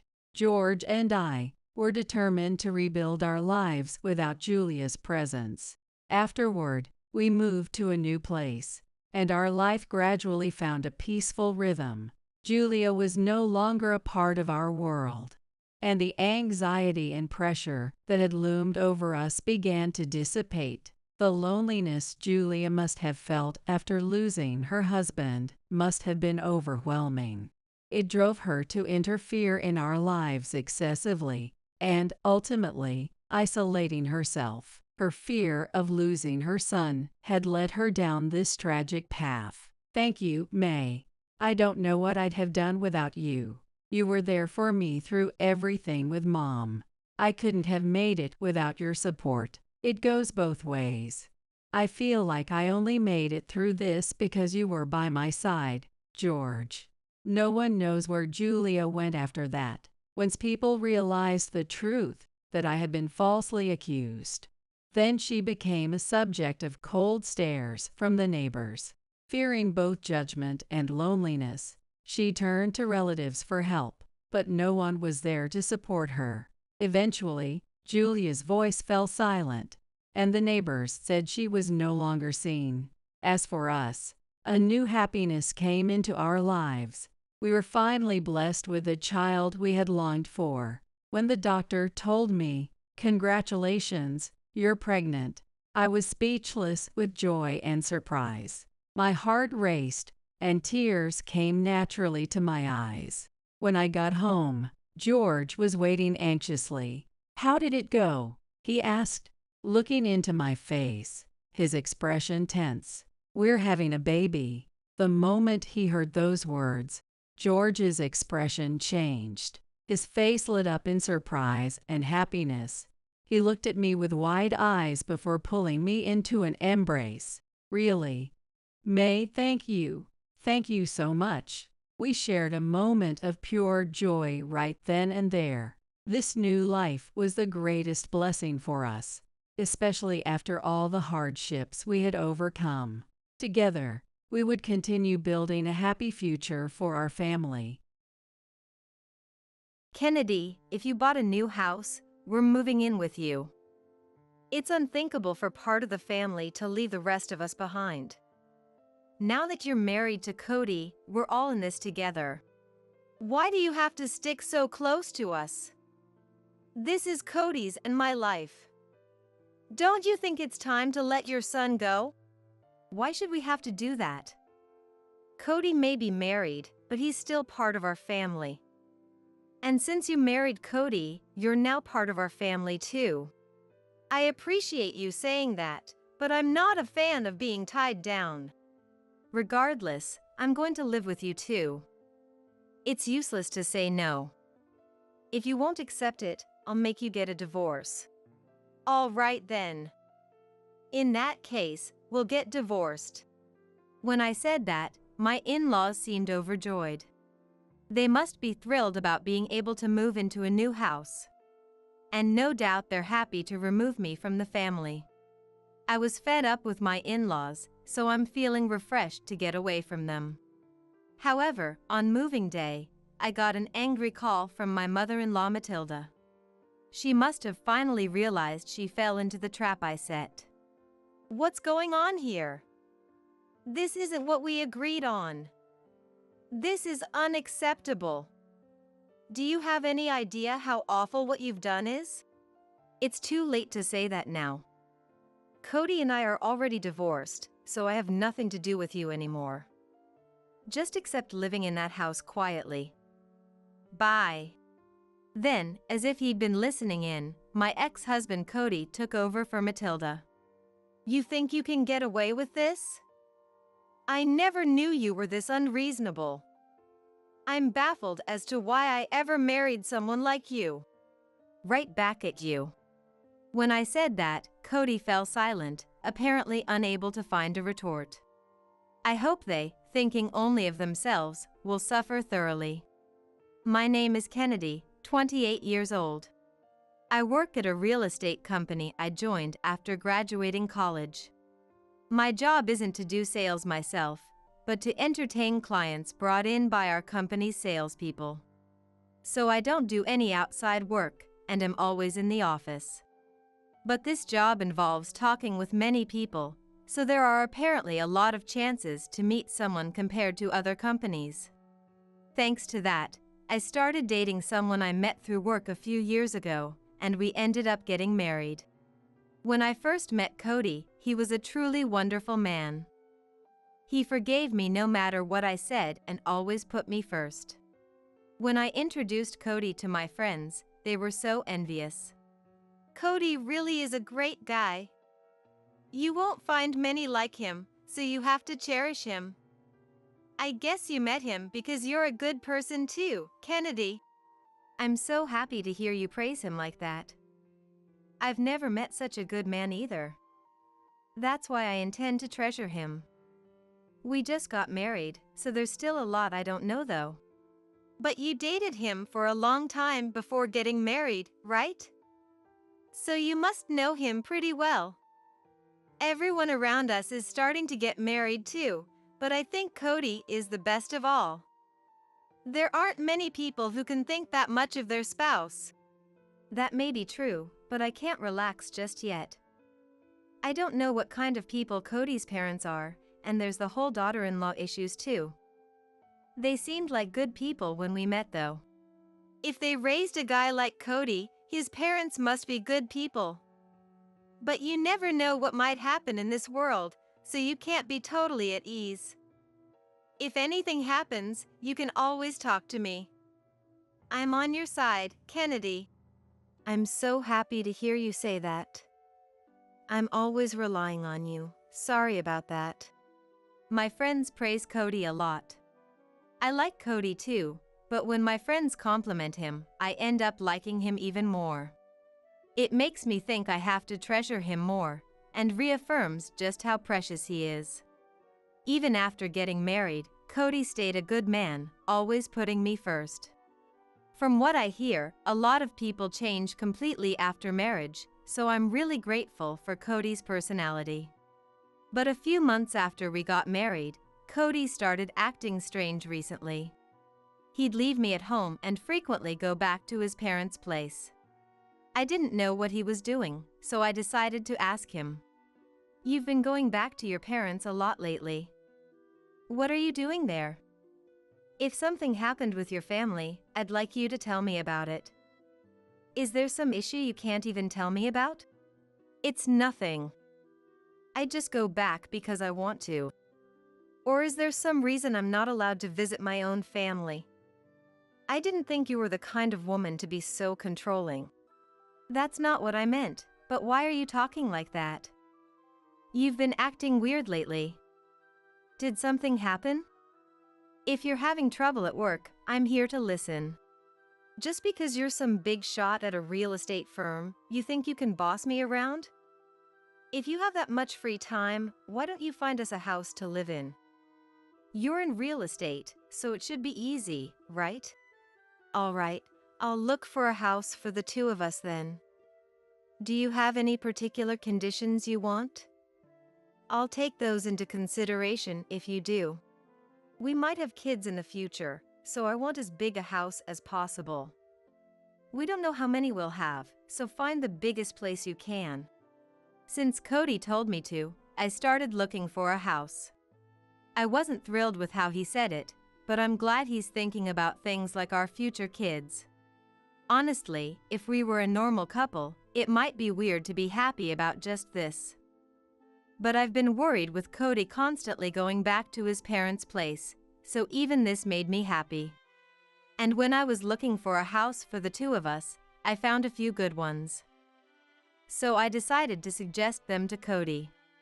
Cody is the type to carefully consider everything, so I don't expect him to make a decision right away.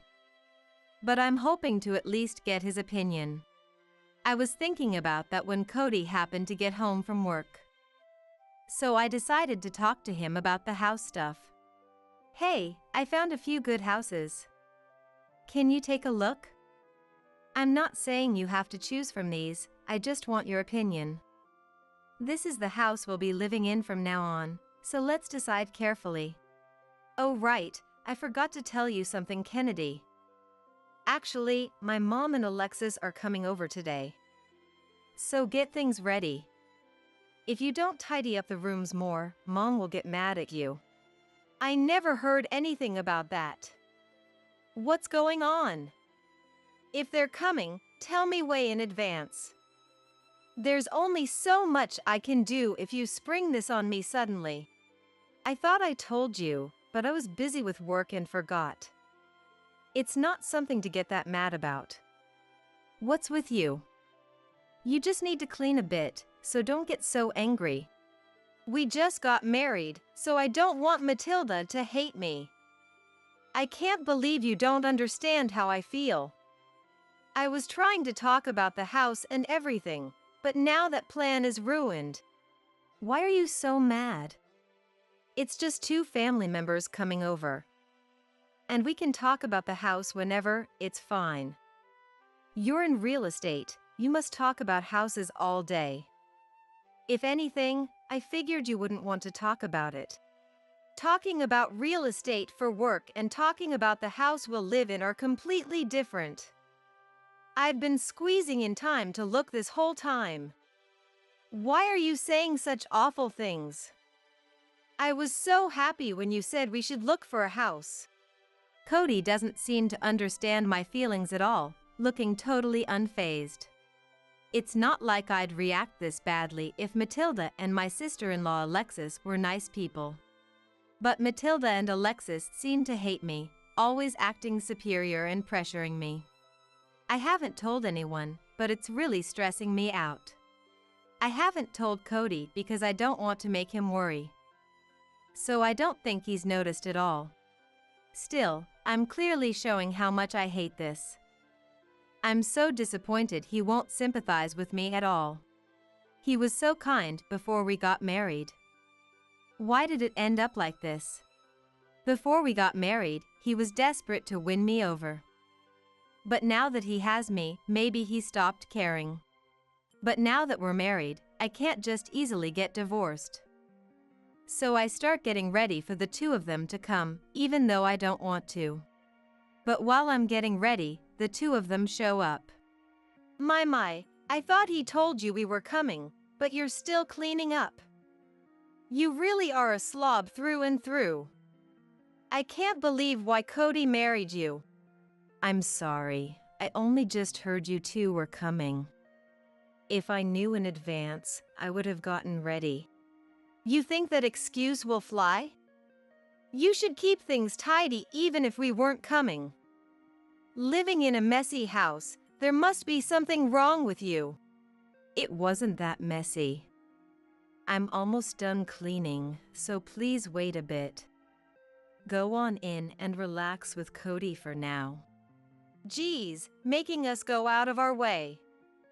There's definitely something wrong with you. If you're part of our family, you need to get your act together. I heard you work for a real estate firm, so I thought you'd be more capable than this. The two of them just keep bad-mouthing me. It seems like they dote on Cody so much that they don't like me, his wife.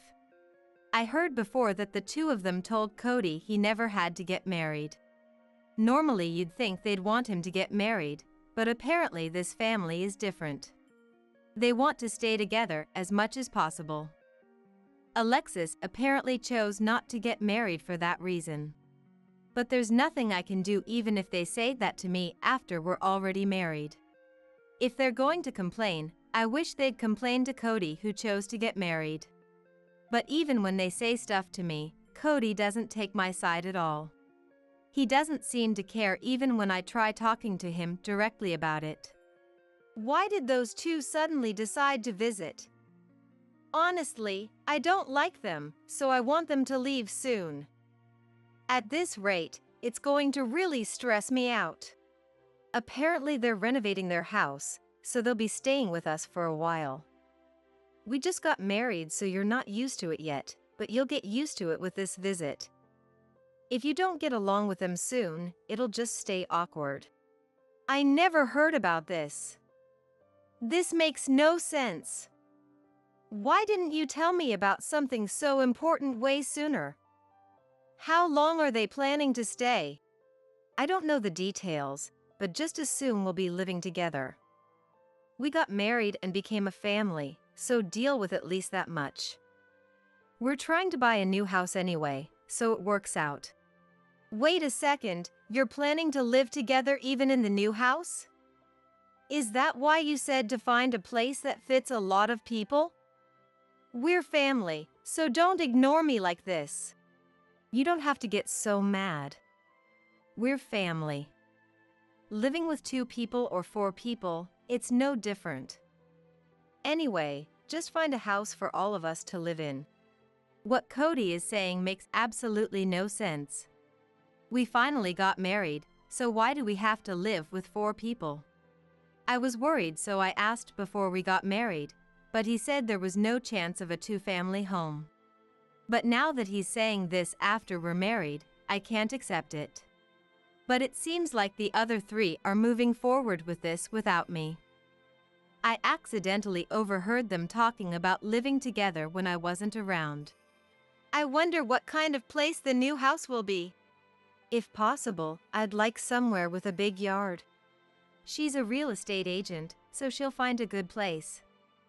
We can just relax and wait. That's why you married a real estate agent after all.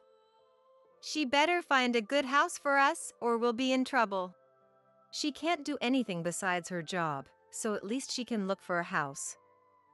For now, let's keep talking about this without her finding out. We just need to get our hands on a good house. I had no idea they were scheming behind my back like this. I can't believe the reason Cody married me was for a house. I'm sure Cody had other reasons too, but Matilda and Alexis really seemed to be in it for the house. So that's why he was nice to me before we got married, but suddenly got cold and started going back to his parents' place after the wedding. Now that I've heard that, I can't put up with this anymore. I've decided to divorce Cody. I won't forgive them for harassing me so much while planning to benefit themselves. They tried to use me, so I'll make absolutely sure they regret it. While keeping those feelings to myself and pretending I hadn't heard anything, I proceeded with the meeting about the house with Cody. About the new house, is it okay if I decide everything? I'll make sure it's a house the 4 of us can comfortably live in, so don't worry. You're a real estate agent after all, so find us a good place. Alexis said she wants somewhere with a big yard, so consider that too. And Mom said she wants to get a pet, so I'm counting on you for that as well. I see, so a house with a big yard where we can have pets. The pets shouldn't be an issue since it's our own place. But if we want a big yard, it might end up being a bit in the countryside. That's not a problem at all, so don't worry about it. The place Mom and Alexis live now is pretty rural too. Dad works away from home and doesn't come back, so you don't have to think about that. I hadn't heard about Taylor, so he works away from home? But is it really okay to decide on the house without getting their opinion? If we're going to live together, shouldn't we discuss it with them? Those 2 are leaving it to you since you're a real estate agent. So you can go ahead without worrying about them. If anything happens, I'll take responsibility, so don't worry. It's just until the renovations on their house are done anyway. We don't have to think too hard about it. Cody says that, but I know better since I overheard them. Rather than trusting me, they're just trying to use me. Honestly, I say the four of us will live together to Cody, but I have no intention of that. I'll wait for the right moment, then send my in-laws crashing down. I'm sure once we buy the new house, they'll say we're all living together forever. So that's what I'm aiming for as I advance my plan. I don't know how it will turn out in the end, but I'll keep thinking things over as I proceed with the plan. But even while I'm thinking about that, Matilda and Alexis keep harassing me. As for Alexis, apparently she quit her job right when she came to stay with us. And she has the nerve to demand money from me. Hey, I heard real estate agents make good money. Is that true? If it is, I'll hold on to it for you. I used to work at a bank, so you can feel safe in trusting it to me. You don't have to go to the trouble. I have the bank managing it properly, so don't worry. Thank you for your concern though. You really don't get it, do you? I'm telling you to hand over the money now. We let you marry Cody, so the least you can do is give us some money. Why should I have to give you money? And if you need money, I think you should work for it. I don't get why you're demanding it from me at all. We're family now, so of course we should combine our bank accounts. As a first step, you can let me hold on to your money. Of course I'll give it back to you after increasing it, so don't worry about that. Increase it? You mean you're planning to go gambling again? I heard from Cody that you do that a lot. Please don't use my hard-earned money for that. Geez, you're really hopeless. Even after I explained this much, you won't hand over the money. You're way too stingy. If you're going to be like that, I'll make Cody divorce you. If you like Cody that much, why don't you get money from him? If you can really increase it, I'm sure Cody would be thrilled. And I think you should ask Cody first before me anyway. What are you saying? Cody's salary is low, so I feel bad for him.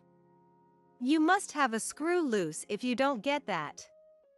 I won't forgive you if you keep this up. So you don't feel bad for me? This makes absolutely no sense. Anyway, I have no intention of giving you money. When I said that, Alexis stormed off somewhere, probably realizing she definitely wasn't getting the money. I guess even Alexis couldn't do anything after I firmly refused like that. But trying to live with us and even demand money from me, it's totally absurd.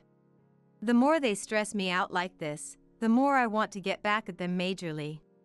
That said, I didn't think Alexis would give up that easily, so I decided to watch the situation for a while. The next morning, while thinking about that, I checked my bag. The money I put in there to pay utility bills was gone. The timing made me suspect Alexis, so I watched her for a bit. And sure enough, I caught her stealing my money. It seems she's been taking money not just for utilities, but from my wallet too. And it's not just Alexis harassing me, but Matilda too. Is the new house still not decided? If you don't hurry, the renovations on our place will be done. I want to live in the new house, so decide quickly. I'm looking as hard as I can, but it's just not getting decided. For 4 adults to have plenty of space, it has to be a pretty big house. There are some if we go a bit rural, but... Oh, just pick one of those then, let's decide. If you don't find a house soon, it'll be cramped here. How long are you going to make us suffer? You don't have to say it like that. I'm scrambling to deal with you all suddenly deciding to live with us. Just hurry up and decide on a house. Make it so we can move in 2 weeks. Otherwise, I'll have Cody divorce you. Oh, okay. Normally I'd hate only being told unpleasant things, but for me, fully intending to divorce Cody, those words made me happy. I decided to take what Matilda said at face value and act on it. So no matter what they say to me, there's no room for argument. After all, it's what Matilda herself told me to do. And just as they requested, I found a suitable house and brought it up with Cody. He said to put it in his name so he doesn't look bad to Matilda and Alexis. Putting it in your name means you're paying the down payment too, right? We can split the mortgage payments, but the down payment is set low anyway, so it's fine. More importantly, I want it in my name in case something happens. I want to be able to say it's my house no matter what. If you're okay with that.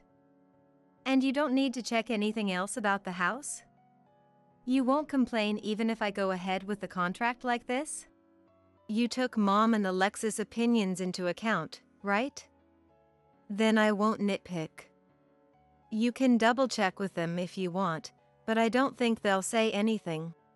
I'll check with them so I don't get complained at if something happens. I'm afraid they'll gripe and push responsibility onto me. I'll confirm with them tomorrow and go ahead with the contract if it seems all right. As long as it's in my name, I don't care about the details. You 3 women can do whatever you want with the rest. Since he said that, I decided to get confirmation from those 2 so they wouldn't have any complaints. It seems like they trust me with finding a property since I'm a real estate agent. So I don't think they'll have any objections, but I wanted to check just in case. I have to, or else I feel like they'll gripe at me in all sorts of ways after we move. Thinking that, I immediately went to confirm with the 2 of them. I found the house we'll be living in next, but can you check it? It's a property with a big yard and ability to have pets that you 2 mentioned. That said, I assume you 2 will move out right away, but if it has a big yard, anywhere is fine, just hurry it up. I heard you were a capable real estate agent, but you're way too slow. If you're thinking of us, put a move on it. Anywhere is fine with me too as long as it's bigger than here. But having pets has always been my dream, so keep that in mind. Just get a move on or staying here will get depressing. I'm going as fast as I can here. It has the conditions of a big yard and allowing pets, so are we good? Then I'll go ahead with the contract on this house. We don't need you to check that stuff. Just hurry up and sign the contract. How long are you going to make us live here? You really don't think of your family at all. I'm sick of it. Having firmly gotten statements from both of them, they have no right to complain no matter what kind of house it is. And it's huge that Cody is paying the down payment even though we're splitting the cost of the house. I wanted to reduce the amount I'm responsible for even a little. He's not usually this generous with money, so I think Matilda is assisting him. When I told Cody the contract was complete, Matilda and Alexis called for me. You finally decided on a house. You really are incapable at your job. Well, we'll be living together from now on, so I'm counting on you. Even if you say we're living together, it's just until the renovations are done, right? Oh, did I not tell you? We are renovating, but we already sold our old house. So we intend to live with you permanently. I never heard anything about that. Why didn't you tell me something so important? If it's true, I definitely think you should have said so from the start.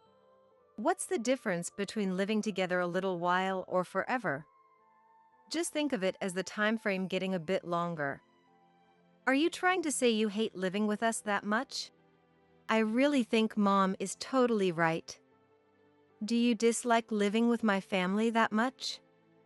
I can't believe you would say something like that. I just feel like my opinion isn't being considered at all. No matter how you look at it, it's wrong, so I don't want to live together. You could think about my feelings a little more. If you're that against living with us, we'll have Cody divorce you. I bet you don't want that, right?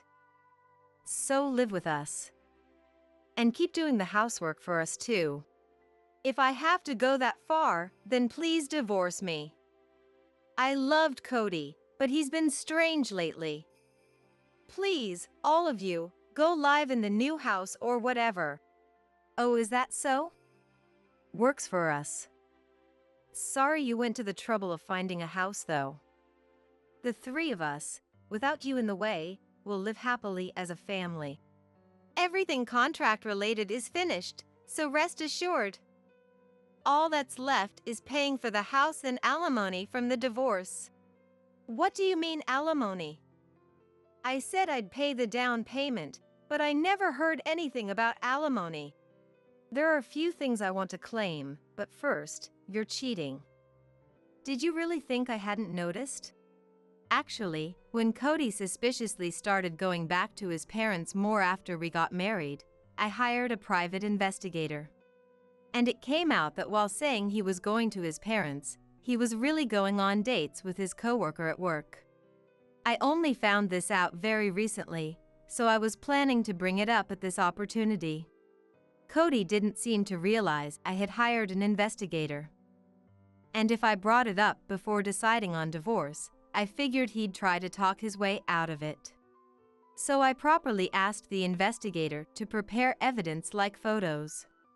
Either Cody had no idea I was doing this, or he's acting extremely surprised. Matilda and Alexis didn't seem to know either, unable to hide their shock. And when I lay out the photographic evidence, the three of them stare at it intently. I can't believe this was going on. I thought it was suspicious, so I had my investigator thoroughly investigated you. I thought you were going back to your parents way too much. Any man will have an affair or two. If you can't even forgive that, you're a really small-minded woman.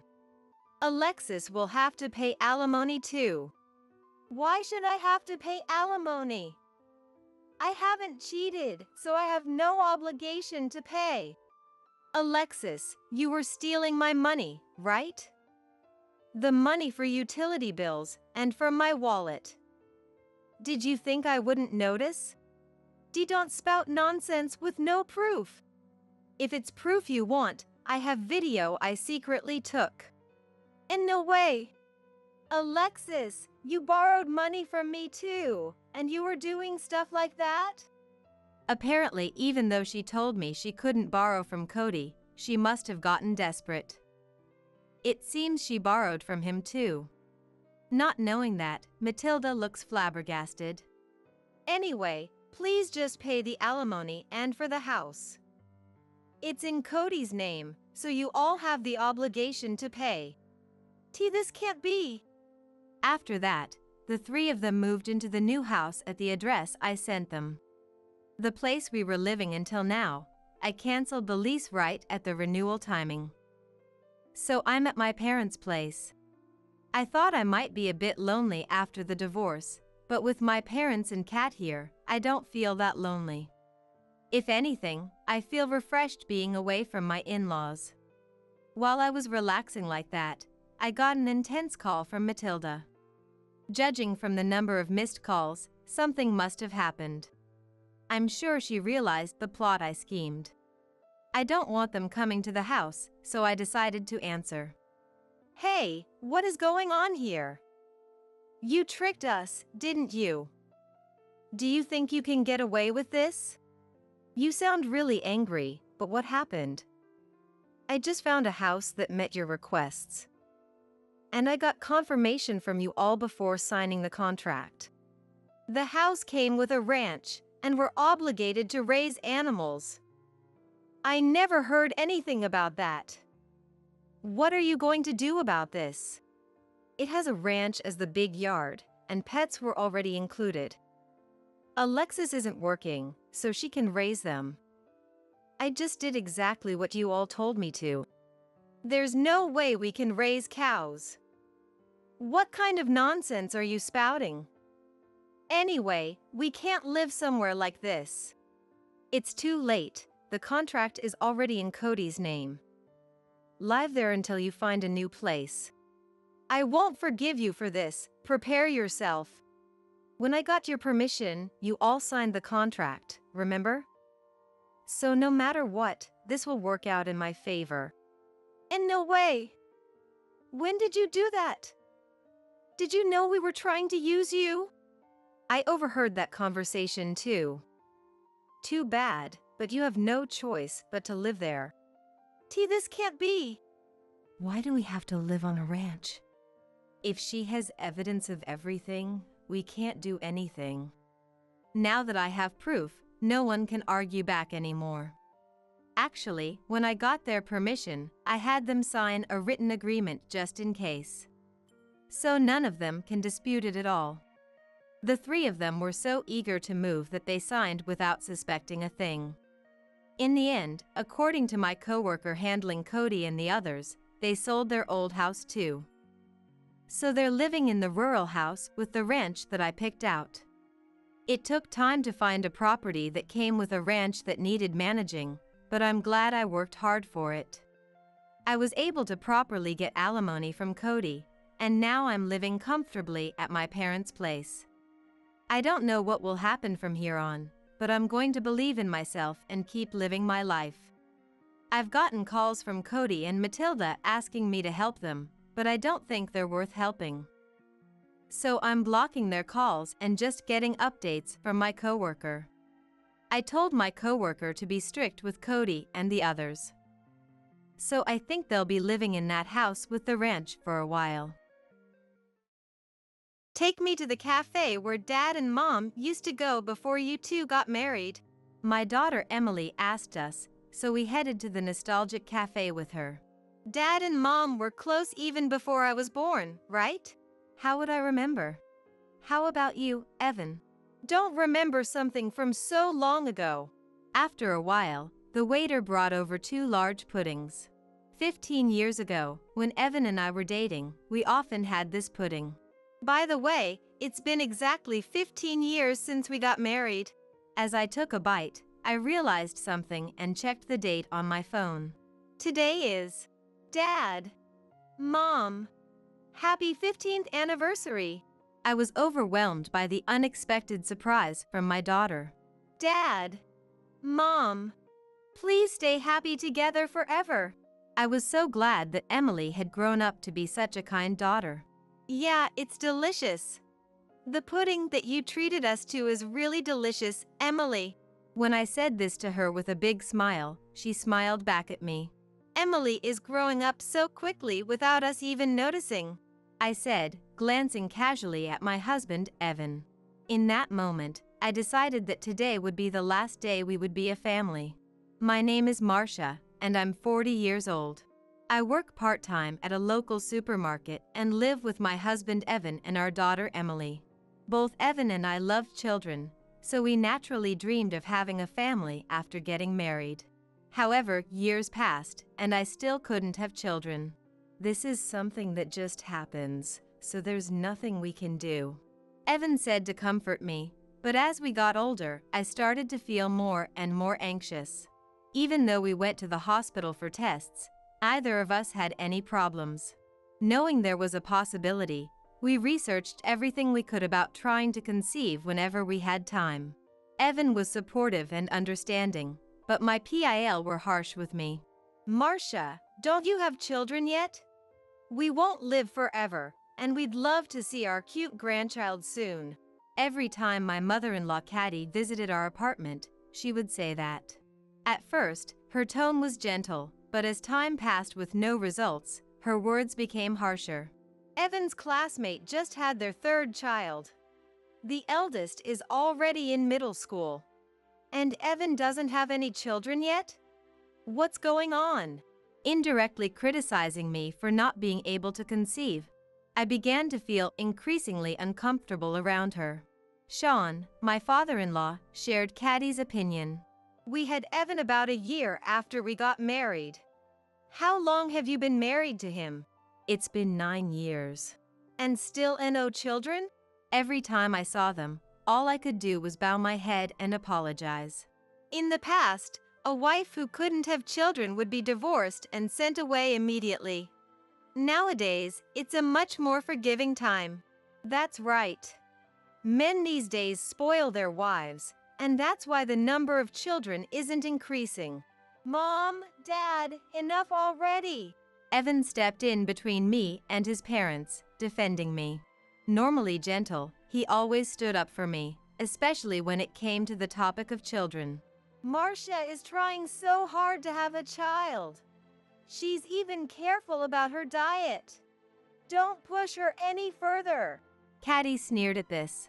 If she's trying that hard and still can't conceive, then maybe she has some problem. What do you mean by that? How can you say it's her fault? The hospital results showed no issues with her body. Caddy looked at him with a surprised expression. But isn't it true? She looked him in the eyes. If children are a gift from God, it wouldn't be strange for her to have one or two by now. Since she can't, it must be her fault. Yes, Caddy is right. Marcia must be doing something wrong. My parents-in-law nodded in agreement. What era are you living in? Don't stress her with these unscientific reasons. Mom, Dad, stop interfering with our lives. Evan forcefully escorted his parents out of the house. Don't let what Mom and Dad said bother you, Marcia. Evan comforted me with kind words, and I held back my urge to run away and face the infertility treatments. Evan did his own research on ways to conceive. Every time he found new information. How about this?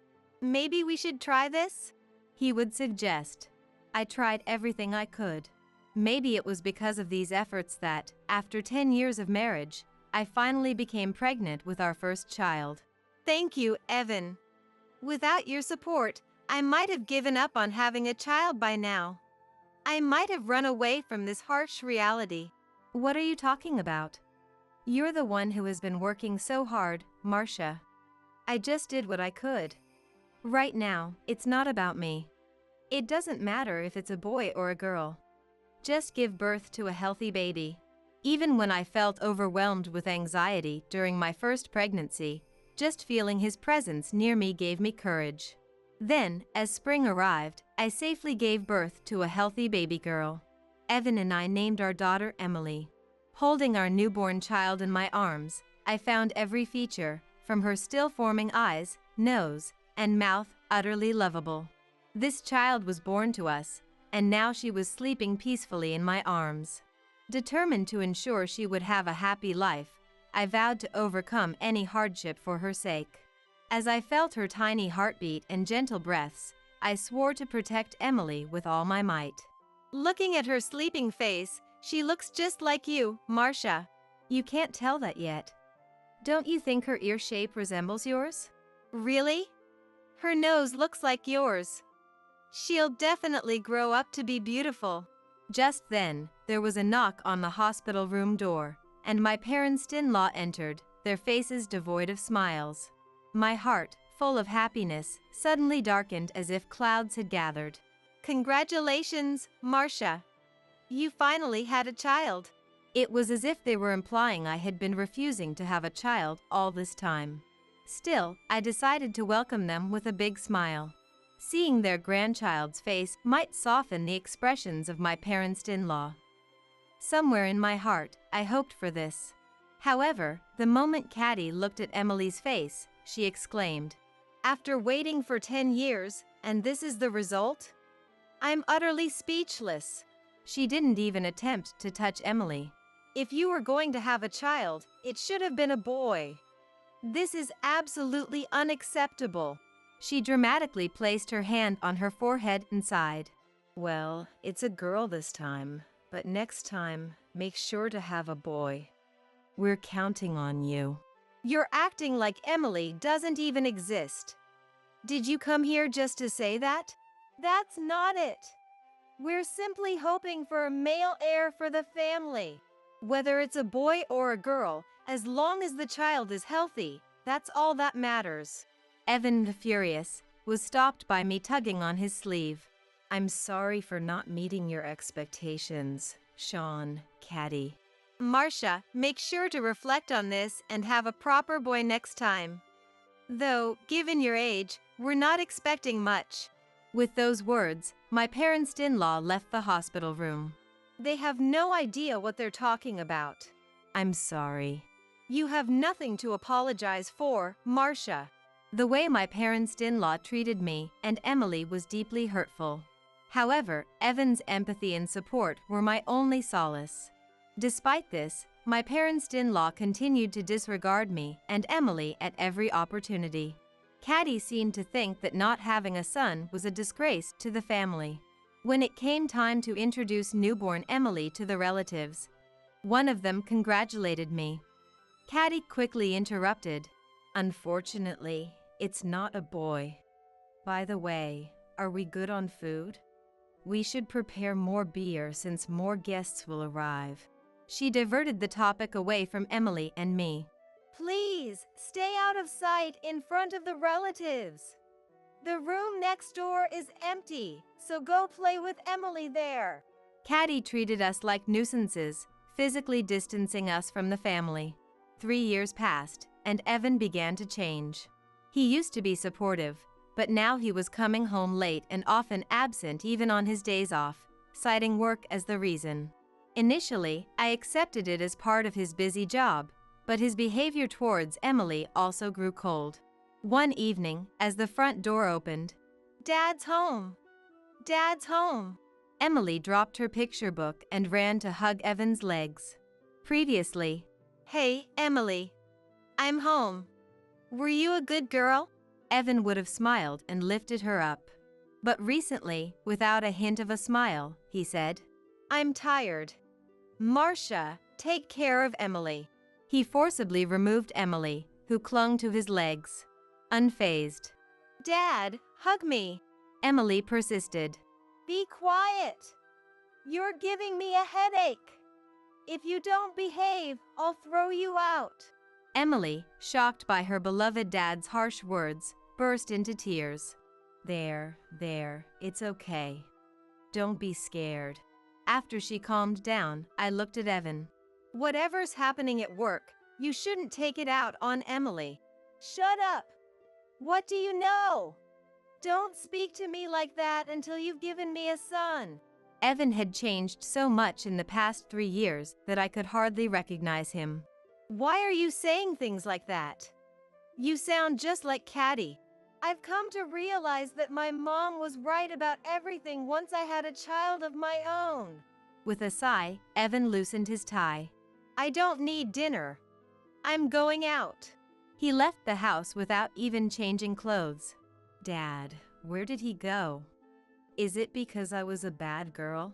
"No, sweetie. Dad loves you more than anything in the world." Was it the stress from work? I kept telling myself it was just a phase, but his attitude never softened. Instead, Evan started taking out his frustrations on me as well, despite my busy days filled with housework, childcare, and part-time work.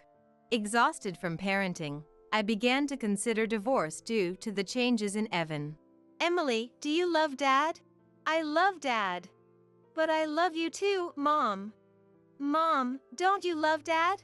Looking into Emily's clear, innocent eyes, I couldn't bring myself to divorce him. I hoped he would return to his former self and that someday we could reconcile with my parents-in-law.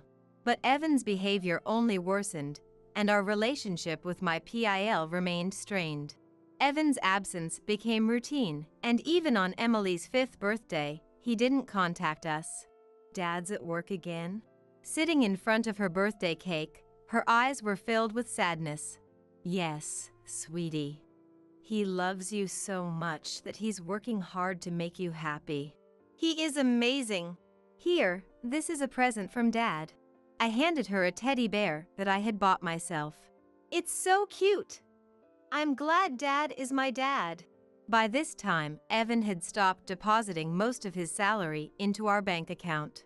Worse, the balance was gradually decreasing without my knowledge. Could he really be? My distrust of Evan grew day by day.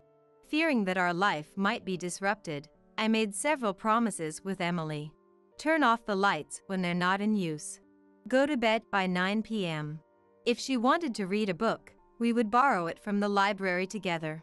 By cutting down on expenses and increasing my part-time work without neglecting childcare, I managed to stretch our budget as far as possible. Mom, are you okay? You look tired. I didn't think I was overexerting myself, but I must have been frowning without realizing it. I forced a smile. I'm fine, Emily. Don't worry.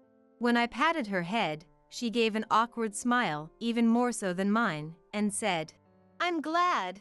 Seeing her like that, I felt deeply inadequate as a mother for causing her such worry.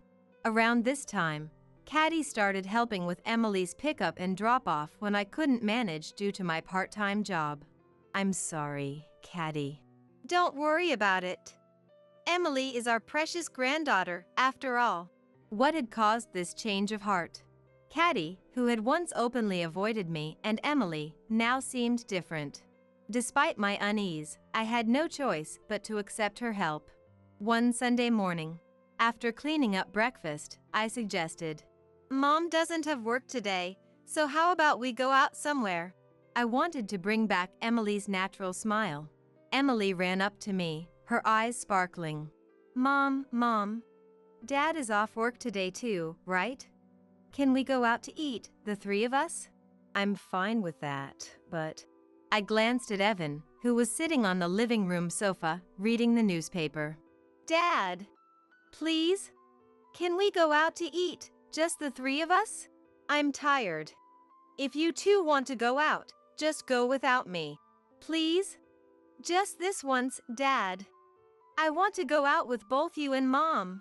Reluctantly, Evan, unable to refuse his daughter's earnest plea, agreed. All right then, just for today. He sighed lightly, folding his newspaper. Emily seemed to have a particular place in mind. I heard from Lily. That cafe where you and Mom used to go a lot. Take us there. Lily is a former colleague from the company I used to work for, who still visits us occasionally after I left my job to get married. Such unnecessary meddling.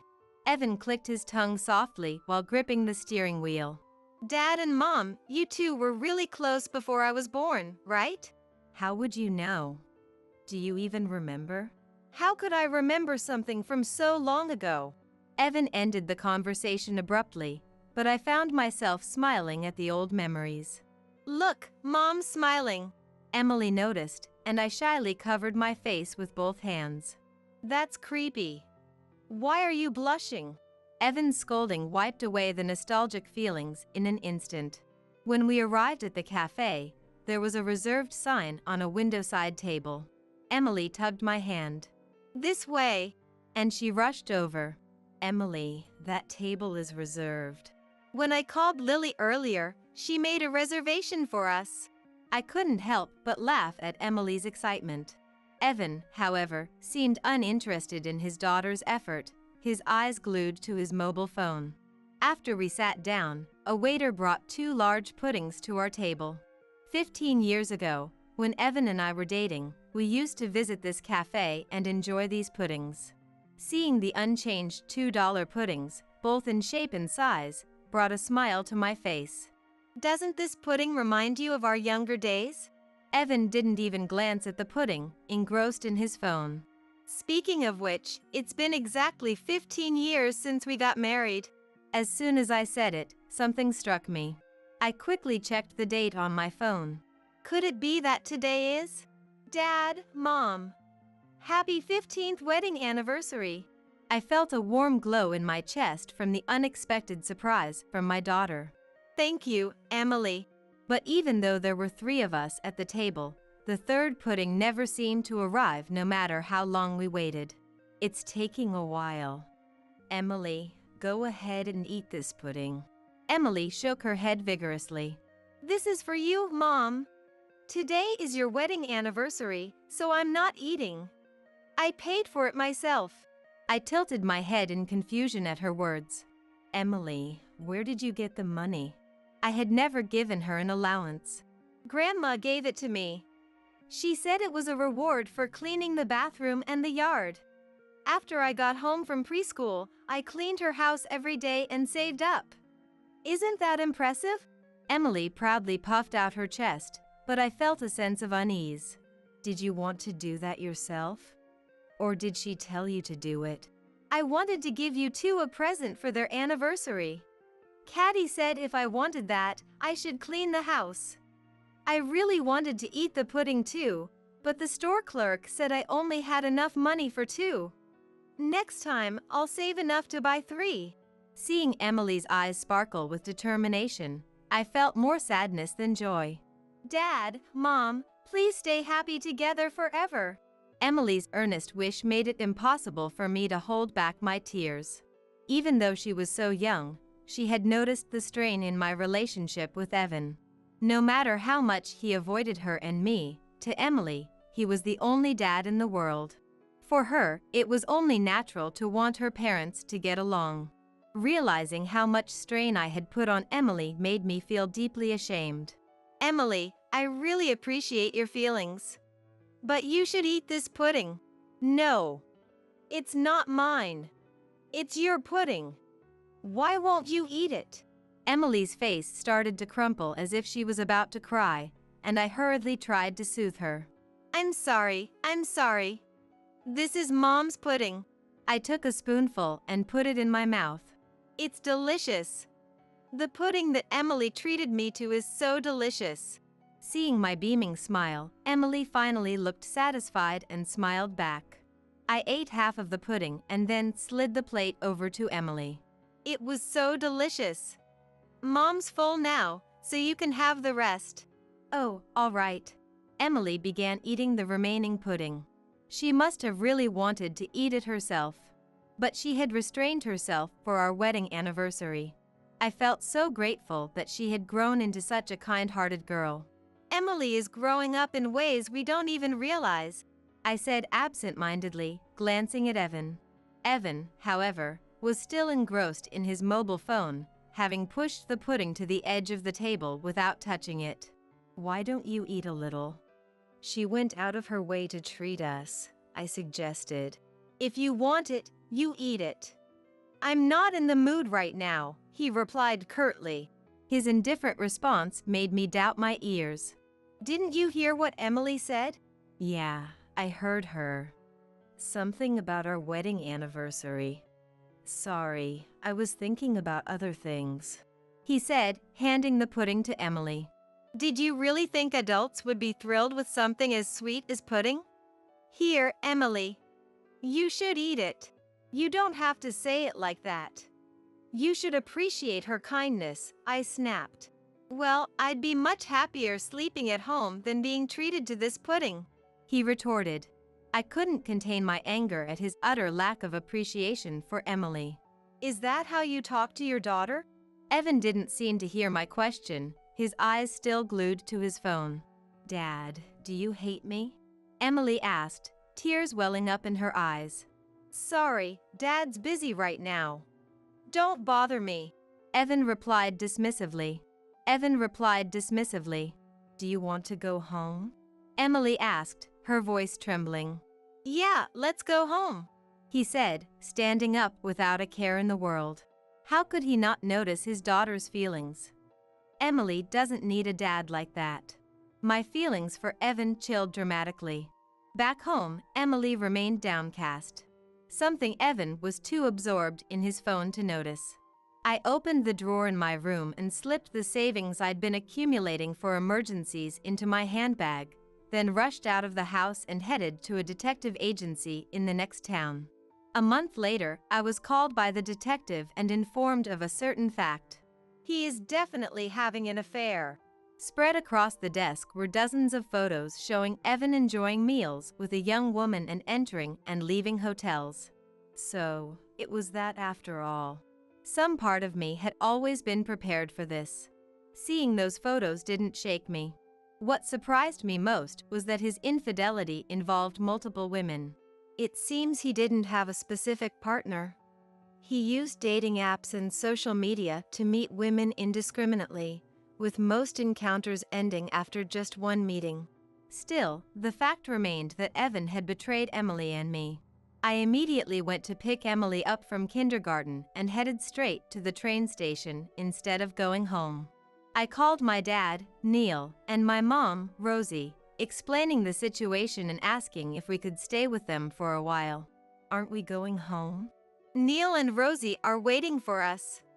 They're excited to see you, Emily. What about Dad? I couldn't bring myself to answer her question. Upon arriving at my parents' house, I mailed the completed divorce papers to Evan. Hey, what do you mean by divorce? 3 days later, Evan called after receiving the divorce papers. It means exactly what it says. Don't be ridiculous. Bring Emily and come back right now. Neither Emily nor I have any intention of returning to your house ever again. Evan, not considering his own actions, started to blame Emily and me. Just cancel the divorce. If you come back now, I'll forgive this whole thing. Hang up and come home immediately. Understand? Are you finished? What? I already know about your multiple meetings with other women. The evidence is overwhelming. His voice became panicked on the other end of the line. It's not just the infidelity. What I find unforgivable is your attitude towards Emily. What did I ever do to her? For years now, you haven't contributed your salary to the household. Moreover, you've been withdrawing large sums from our joint bank account every month. Did you think I wouldn't notice? That account was meant for her future, as we agreed. How could you touch that money? I just borrowed a bit. I was going to put it back soon. He quickly made excuses, but the amounts were too large and the period too long to be a mere loan. You were buying expensive brand name gifts for the women you liked, weren't you? I know everything. I have nothing more to say to you. Just then, Emily came over and leaned toward the phone. I hate you, Dad. Goodbye. Emily? Tomorrow, we can go to the amusement park together. Evan continued to say something, but I hung up and immediately blocked his number. Evan and my parents-in-law refused to accept the divorce, so we had to go to court. His reason for rejecting the divorce wasn't because he still had feelings for Emily or me, but because he cared about appearances. However, the evidence of Evan's infidelity gathered by the detective was decisive, and the court fully recognized my claims. Ironically, his affair started when he was researching fertility treatments. He came across an ad for a dating app on social media. Out of curiosity, he checked it out and found a woman he liked. What began as light messaging to relieve stress escalated until he couldn't stop himself, eventually meeting the women in person. I never realized how much fun meeting different women could be. He confessed bitterly when he realized he had lost. I was awarded full custody of Emily, and she is now living peacefully at my parents' house under their loving care. Caddy's habit of making a 5-year-old do household chores had already become a neighborhood rumor. It was reported that she forced her to redo the cleaning, even if a single leaf was left in the yard, making Emily cry. Learning that Caddy had used Emily as a servant, under the pretense of being kind, brought me to tears. The divorce further tarnished the reputation of my parents-in-law, who were already struggling under the weight of their actions. Despite the cold looks they received at work, they had to continue to pay the alimony and child support. On the other hand, my parents Neil and Rosie adore Emily. Emily will be a first grader soon. How about we go look for a school bag this Saturday?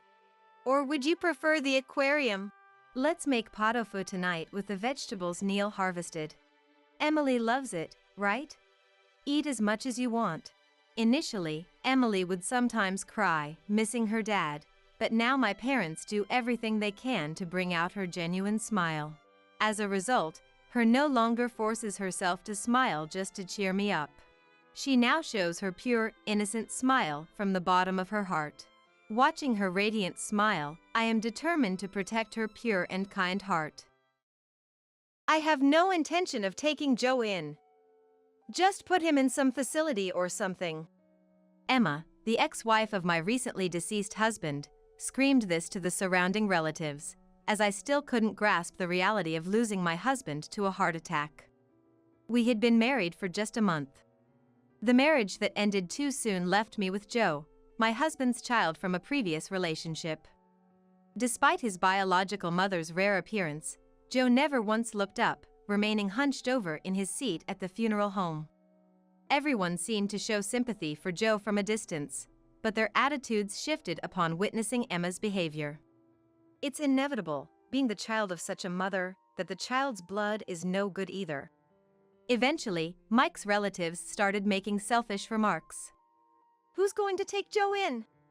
Your place, maybe? We definitely can't. I slowly stood up and rushed to Joe's side, looking into his face. Are you okay? Want to go to another room? Hey, you don't need to care for me. I can just go to a facility or something. Feeling a tightness in my chest, before I could even think, I was hugging Joe. I could feel the cold stares of those around us. Then someone audibly remarked, which stirred my emotions. Raising a dead husband's child is insane. Stepping away from Joe, I clenched his hand and shouted at the relatives watching from a distance. No matter what anyone says, I will raise this child properly. My emphatic declaration was met with skepticism by everyone at the funeral home. Then, a petite man sitting in the funeral home chairs coughed softly before walking up to me and looked into my eyes. It was Tom, my dad, whom I hadn't seen in a long time. Are you saying you'll raise that child all by yourself? Yes. I will make Mike's child something to be proud of. Don't be ridiculous. Dad suddenly pulled Joe's arm towards him and stormed out of the funeral home. My name is Nancy. I lived with a man I met in college, thinking we would marry someday. On an ordinary day, not a special anniversary, he gave me something somewhat like a proposal. It wasn't particularly romantic, but I fondly remember the small, cute flower he gave me at that time. It was a small, star-shaped white flower that grew in a corner of a nearby parking lot. It was a star lily. I didn't rush into marriage immediately after the proposal, but after some time, I decided to go to the gynecologist alone. It was because when I told a friend I might marry my boyfriend, she had asked, "Aren't you going to get checked?" While I was sitting in the gynecologist's clean waiting room, I overheard a conversation. It was between a daughter in her 20s and her mother, discussing the daughter's upcoming marriage next month. I didn't intend to eavesdrop, but the mother spoke loudly, mentioning her daughter was there for a bridal check. Receiving my boyfriend's proposal, I came here with the same thought, feeling a bit scared and shaky. What if the examination today reveals some disease? How should I explain it to him? I wanted to ask the chatting mother and daughter sitting next to me.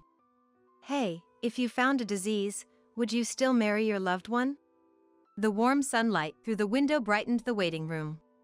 As the parent and child who finished their consultation earlier left with smiles, it was my turn for the examination. When I left the hospital after the examination, the previously sunny sky had turned overcast, looking like it might rain at any moment. Weeks later, the examination results revealed that my body has difficulty conceiving children. Eventually, I broke up with that boyfriend. I didn't explain the reason to him. Or should I say, I didn't want to. I didn't want his sympathy, nor had I ever really wanted children. Avoiding the gaze of children in passing families, I had to tell myself I didn't like kids, or else I felt like I would sink into despair. Years later, I met Mike, a man from a business deal, and I fell for him. Despite deciding never to fall in love again, I found myself drawn to Mike's lonely expression. I asked Mike out. Sitting by the window of a cafe near my workplace, we might have been trying to figure each other out. Then, as if making up his mind, Mike straightened up and began to speak. I'm actually divorced. I have a son and we live together. I see. That's okay with me. And besides, I have difficulty conceiving. What? So I want to raise your child as my own. At this point, I had never met Mike's son. But I was determined to cherish him if he was my own. Mike smiled sadly for a moment before whispering in a soft, thin voice. "Thank you." And that's how our relationship began. Emma, Mike's ex-wife, apparently abandoned her household and childcare duties and left the home. It's unclear if that was the direct cause, but Joe, their son, must have felt lonely. Despite being only 10 years old, he would hang out with older friends near the station late into the night. Mike's job kept him busy, often returning home late, leaving little time to connect with Joe. Soon after we started dating, I asked for an opportunity to meet Joe, and sincerely told him that I was seriously considering marriage with Mike. I then decided to visit their home daily, preparing meals and spending time with Joe. I cooked kid-friendly dishes like pizza, chicken nuggets, and pasta, making sure he ate plenty. Initially hesitant, Joe began to open up and show his genuine, childlike side. Joe, do you like tonight's dinner? Yeah, it's delicious. I wanted to stop Joe from wandering out at night, so I would finish my work early and always come by in the evening to cook. That alone made Mike deeply grateful, and a year into our relationship, we decided to get married. Legally becoming Joe's parent filled me with happiness. We didn't report our marriage to my parents. Mike's parents had already passed away. It wasn't that I had a bad relationship with my parents or any special circumstances, I just hadn't seen them for many years. I was raised by my father after losing my mother at a young age. I'd like to meet Grandpa someday. Joe said so, smiling, and to that, with little hesitation, I nodded. After getting married, I tried harder than ever to cook for Joe and do as much motherly things as possible. But I had no motherly role model. My father was always busy with work, and I don't have many memories of being doted on. Young women, who seemed to be employees at my father's glass factory, would come to keep me company and cook for me in turns. The sound of glass clinking, echoing from the nearby factory until night, still lingers in my ears. When I went to see my father at the factory wanting to see him, I was scolded severely. So, I hid in the shadows and watched him from a distance. From afar, I watched my father staring at the molten glass in the dark factory. There was a very small flower bed in the corner of the factory, where white star-shaped flowers bloomed. I remember vividly picking one of those white flowers and waiting at home alone. As I waited for Mike's return, confirming Joe had fallen asleep, the thought of my father suddenly crossed my mind. I should visit my father. I want to introduce Mike and Joe to him. I was curious about his reaction. As I was about to look up my father's contact on my mobile phone, an unknown number called. I answered the phone. It was cold. The voice of a woman I didn't know, the content, the air, everything felt cold. It was the news that Mike had suddenly collapsed at work and was taken to the hospital by ambulance. I wanted to rush there, but hesitated because Joe was sleeping. And that hesitation is something I would regret for the rest of my life. An hour after being taken to the hospital, I was informed that Mike had passed away. The doctor later explained it seemed to be a heart attack. The cause of death didn't matter to me. What I wanted to know was not why Mike died, but how Joe and I were supposed to live without him. I didn't cry even after Mike died. It was too sudden, and it didn't feel real. Without much thought, I blandly discussed funeral arrangements with the funeral home the hospital referred, and the proceedings went on mechanically. Joe, like me, probably couldn't grasp the reality. Sitting in the funeral home chair with the same expression as always, I looked boredly at the floor. A flamboyantly dressed woman appeared, and Mike's relatives started to argue with her after she approached them. I couldn't hear the conversation clearly, but she was Emma, Mike's divorced ex-wife, seemingly pressing about an inheritance or the lack thereof. Desperately, the relatives explained. "There's nothing like that." Amidst this, it felt like someone had asked what would become of Joe. Emma yelling caused quite a scene at the funeral. "I have no intention of taking Joe in. Just put him in some facility or something. Can't you see he's the one who's hurt the most? Can you not speak so thoughtlessly? Oh, are you Mike's new wife? I heard about you. He died shortly after getting remarried, right? What are you going to do in this situation? You have no connection to Joe at all. You can't possibly feel a bond after just 1 month of being a parent and child, can you? As I continued to glare silently, Emma shrugged and smirked. You seem young. You'd better make a choice you won't regret. With those parting words, she left the funeral home. Despite his real mother making an appearance for the first time in a while, Joe never once looked up. Everyone seemed to show sympathy for Joe, but their attitudes changed after witnessing the ex-wife's behavior. It's clear, being the child of such a mother, that child is beyond help too. Whispers began circulating that it's impossible to fight blood and how there's no obligation to raise a child not related by blood. Eventually, Mike's relatives started making selfish remarks. Who's going to take Joe in? Your place, maybe? We definitely can't. Are you okay? Want to go to another room? Hey, you don't need to care for me. I can just go to a facility or something. Feeling a tightness in my chest, before I could even think, I was hugging Joe. I could feel the cold stares from those around us. Someone said loud enough for me to hear. Raising a dead husband's child, are you out of your mind? That's when my emotions surged. Stepping away from Joe, I clenched his hand and shouted at the relatives watching from a distance. No matter what anyone says, I will raise this child properly. Calm down a bit. You have no obligation to do this. Honestly, it would be better for your future to just put him in a facility. Shut up. Even if I'm alone, I'll make sure to raise him right. My defiant declaration was met with skepticism by everyone at the funeral home. What would become of Joe's life if I also disappeared from his side now that Mike was gone? I won't let him be lonely like I was as a child. I refused to let that happen. Then, a petite man sitting in the funeral home chairs coughed softly before walking up to me and looked intently into my eyes. It was Tom, my dad, whom I hadn't seen in a long time. Are you saying you'll raise that child by yourself? Yes. I will make something of Mike's child. Don't joke. You have no idea how hard that's going to be. Dad suddenly pulled Joe's arm towards him and stormed out of the funeral home. Ignoring the other relatives' stunned reactions, we faced each other in the parking lot just outside. I followed and tried to pull Joe away from my father, but was pushed back with a strength that belied his small stature. Your name's Joe, right? I'm your grandfather. What? Yeah. How about it?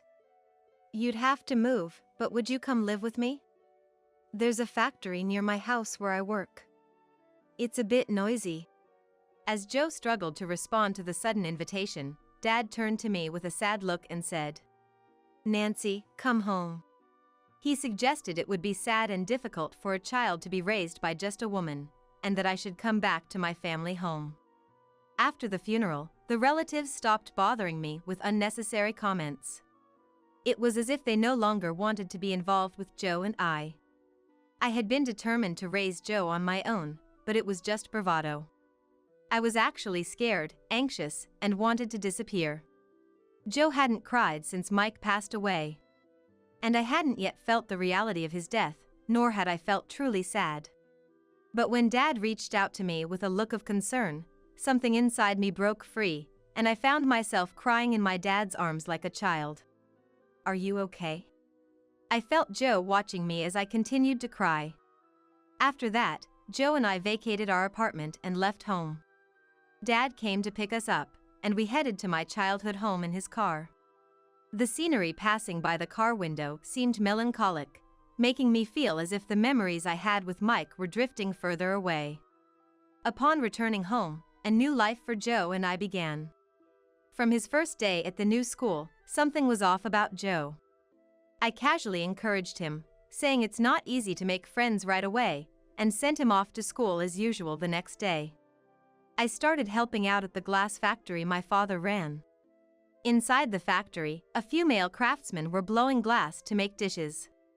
My job was to inspect the finished glass products, picking up each item one by one and wiping it down with a cloth. I felt deeply moved, now as an adult doing the very work I was scolded for watching from a distance as a child because it was dangerous. Among the employees, there was a veteran lady who used to take care of me, and she happily remarked how the once little Nancy was all grown up. Though Dad no longer manufactures glass as an active craftsman, he was chatting with what seemed like a salesperson at a small desk near the workshop. I occasionally watched the glass blowing process from the corner of my eye while doing my job. The sight of the molten glass glowing orange in the furnace, being gathered on the end of a long rod and blown into a balloon-like shape, was nothing short of magnificent. I felt a slight desire to try it myself. But there was no atmosphere for beginners to experience glass blowing in this factory. The craftsmen worked silently, fluidly forming glass. Realizing that my father was the one leading these skilled craftsmen filled me with a bit of pride. At that time, I believe I was doing my best to adapt to this unfamiliar new life. And Joe probably was too. At a school PTA meeting, a nosy parent told me about Joe's situation at school. It seemed that the fact Joe and I were not blood related had already become a neighborhood rumor, and many students at his school were talking behind his back. Hearing this left me with a heavy heart as I started to walk, filled with various thoughts. I had been completely unaware of this, unable to even imagine it. It was something I should have considered, yet it had never crossed my mind. Mostly, I was overrun with regrets, excuses, a desire to escape, and the strong wish that Mike was still here with me. Returning home, I walked down the hallway and knocked on Joe's room door. Joe, can I come in? Don't open it. Joe's somewhat hoarse voice came through. After taking a breath, I quietly said, "I'm sorry." Joe, if you're okay with it, could you tell me about what's happening at school? Joe didn't respond. I stood in front of the door for a while before eventually giving up and starting to prepare dinner. Day by day, conversations with Joe dwindled. Perhaps he sensed my forced smiles as I tried to inquire about school. He stopped sharing anything about his daily life. Eventually, Joe stopped going to school and began shutting himself in his room, living like a recluse. Though he was supposed to be at school in the mornings, it seemed he returned home after I left for work. Even at work, where I needed to concentrate, I found myself thinking about Joe, leading to mistakes like dropping freshly made glassware and getting scolded. Dad noticed my distress and offered to talk with me. However, I felt unable to share my troubles with my father, who had left me to focus on his work during my childhood. Yet, Dad kept calling me after work. Talk to me if something's wrong, he would repeatedly say. Despite his insistence, I couldn't bring myself to confide in Dad. Each time he said to talk to him if something happened, it felt as though he was reminding me to protect Joe, leading me to ponder every night until I came up with an idea. One morning, I quietly handed Joe a mobile phone while he was eating breakfast. Seeing his suddenly brightened expression, I smiled a little. I bought a mobile phone, matching with mine. If it's hard to talk about school stuff, you can text me. I might be able to help. Okay. Joe carefully cradled the new mobile phone placed on the table with both hands. For a while, there was no contact from Joe. Considering I hadn't had time to teach him how to use the mobile phone, it seemed natural, until one day, I suddenly received a message. It was written that he had learned how to use the mobile phone from a kind employee at the glass factory, so he decided to send a message. Gradually, though sparingly, he began to share things about school through messages. As a mother, I wanted to do everything I could, but even after hearing about his school life, there wasn't much I could do to help, except to send encouraging words through messages. Still, I wondered if that had made Joe happy. After getting the mobile phone, he started going to school regularly and began to lead a normal school life. Even as a middle schooler, he went to school diligently without causing any major problems, and eventually became a high school student. By this time, Joe had stopped needing to communicate through messages and would talk to me face to face about his day at school, impressing me with his candidness. One holiday, Dad took Joe for a tour inside the glass factory. It was near the high-temperature furnace used for forming glass, an area I had been constantly warned as a child to stay away from because it was dangerous. Watching Joe being carefully taught and experiencing making a basic glass cup filled me with immense joy. From that day on, Dad spent his weekends and days off teaching Joe how to make glass. Dad's glasswork was artistic. It gave a special sensation, almost as if holding the drink directly. Time passed and Joe was in his junior year in high school.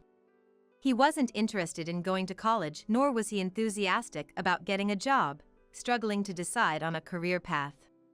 The pressure from teachers and the inability to choose a post-graduation path until winter might have been partly my fault as his parent. During weekends, while I was busy with paperwork in a corner of the factory, Joe and Dad would take breaks together, sitting and staring at the heated glass furnace. Does it make sense to do manual work in an era when most factories are transitioning to machines for glass production? Joe asked Dad out of curiosity, to which Dad responded with a thoughtful look, crossing his arms. During his adolescence, it's unclear how Joe viewed Dad as a craftsman, but Dad seemed to ponder deeply over Joe's words. People say our job is a dying industry. But we're still making a living out of it, which means there's value in it. There are people who appreciate the glass I make. Aren't you scared of going bankrupt? I'm terrified, to be honest. Bankruptcy is scary. I brought over cups of coffee to them, using the glass cups Joe had made as practice. Dad looked at Joe's glass and sipped his coffee, showing a hint of sadness. When machines started taking over the glass industry, I was young. Nancy was little, and I didn't have time to play with her. Every day was filled with fear and no room for relaxation. I was desperate not to lose my mind from all the work. I wonder if Mom was lonely too. Probably. I hardly took care of Nancy. The thought that she had only me, her only family, scared me to death. Dad looked around the factory. I lost my wife shortly after starting this company. But I didn't have the luxury to mourn. I needed money to raise Nancy. I had to keep the company going to support my employees. I was desperate not to make my beloved daughter sad. Dad. Pathetic, right? I was just a man who could only think of himself. Hesitantly, I reached out and touched Dad's hand. His hands were thin but large with long fingers. Hands that had crafted countless glasses. I knelt before Dad, eventually wrapping both hands around his. Something resonated within me, as if something was speaking to my heart. Thank you, Dad, for raising me. Didn't you listen? I didn't do anything. I was just desperately afraid of becoming hopeless. No, I knew you were. I knew Dad was working hard for me. I used to watch my father work hard from outside the factory, always finding ways to pass the time at the factory entrance. The handmade flower bed that changed with the seasons had been planted by someone. Then one day, when I was still young, one of my employees taught me who had been making these flower beds. I was told it was Dad who planted them. There was no way Dad could be interested in flowers. Surely, it was planted for me, thinking all girls like flowers. Now, no more flowers were planted there.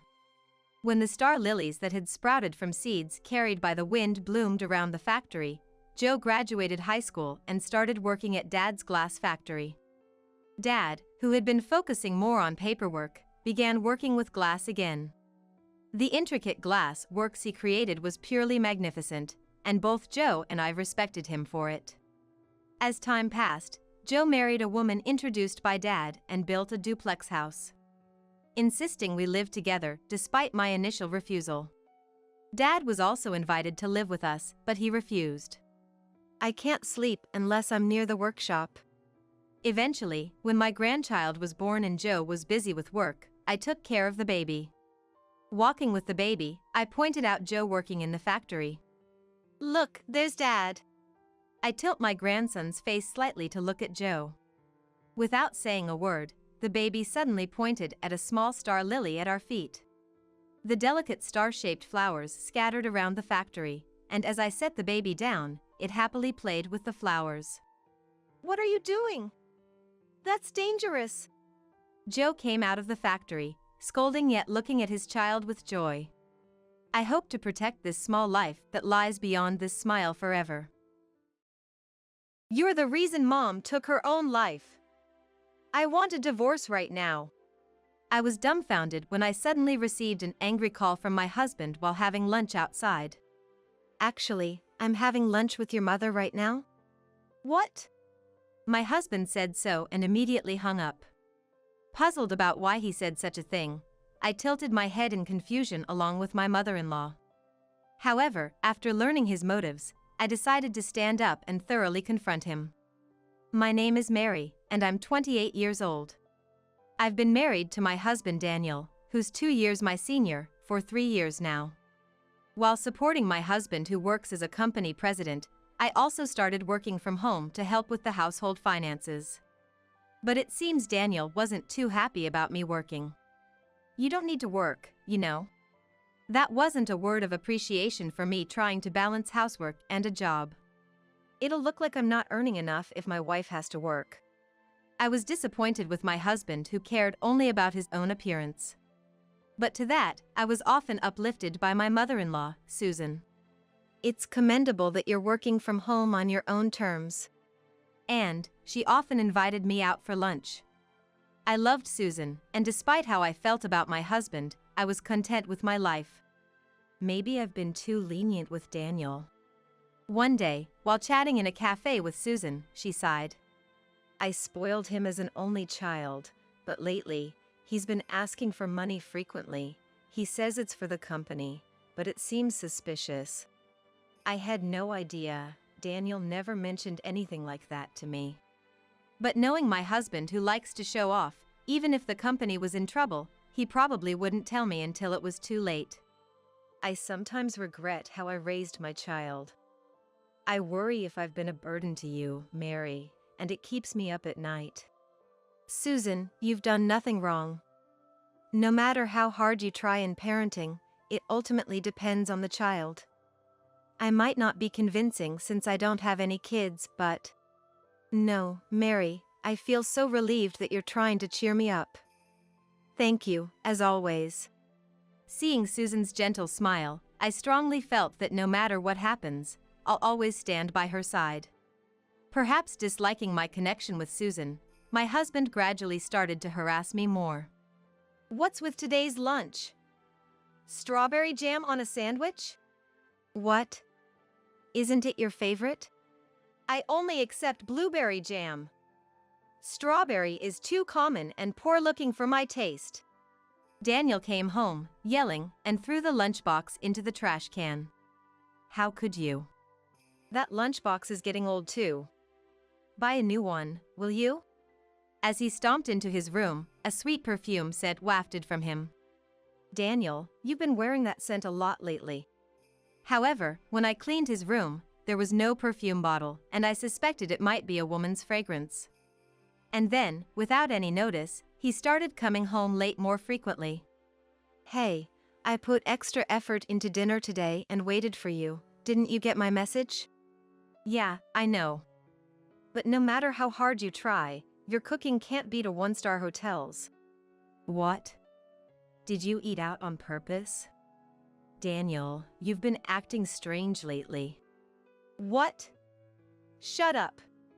Move, you're in the way. He shouted, pushing me aside and walking to the bathroom. That's when I caught that perfume scent again. I don't want to think about it, but it's clearly a sign of cheating.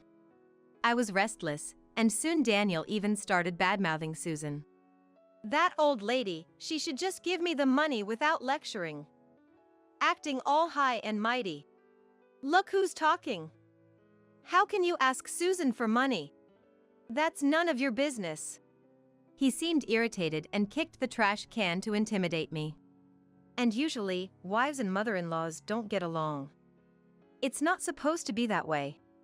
But Susan is such a good person. I have no reason to dislike her. My husband clicked his tongue in annoyance at my response. Then, Daniel started badgering me about Susan. Mom was complaining about you again. Says she hates going out with you because you're an inconsiderate daughter-in-law. No way! Susan would never say that. Considering my relationship with Susan so far, I couldn't believe Daniel's words. You really are naive. Why would she reveal her true feelings to a daughter-in-law like you? She's just been tolerating you. Watching my husband's exasperated expression, I began to worry if it might be true. Moreover, he told me Susan didn't want to see me and asked me not to contact her. I intended to trust Susan, but I thought it best to lay low for a while. Oh, right. Mom asked me to give you something. What is it? But when I looked inside the box Daniel handed me, it was rotten and emitted a terrible smell. I grimaced. The expiration date on the back was a month old. They were perishables.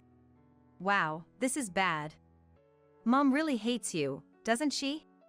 My husband looked maliciously pleased. During this time, the perfume scent only grew stronger, and I endured a hellish 3 months. One day, unable to bear it anymore, I decided to call Susan. Tomorrow, I'll finish work by noon. Would you like to meet up?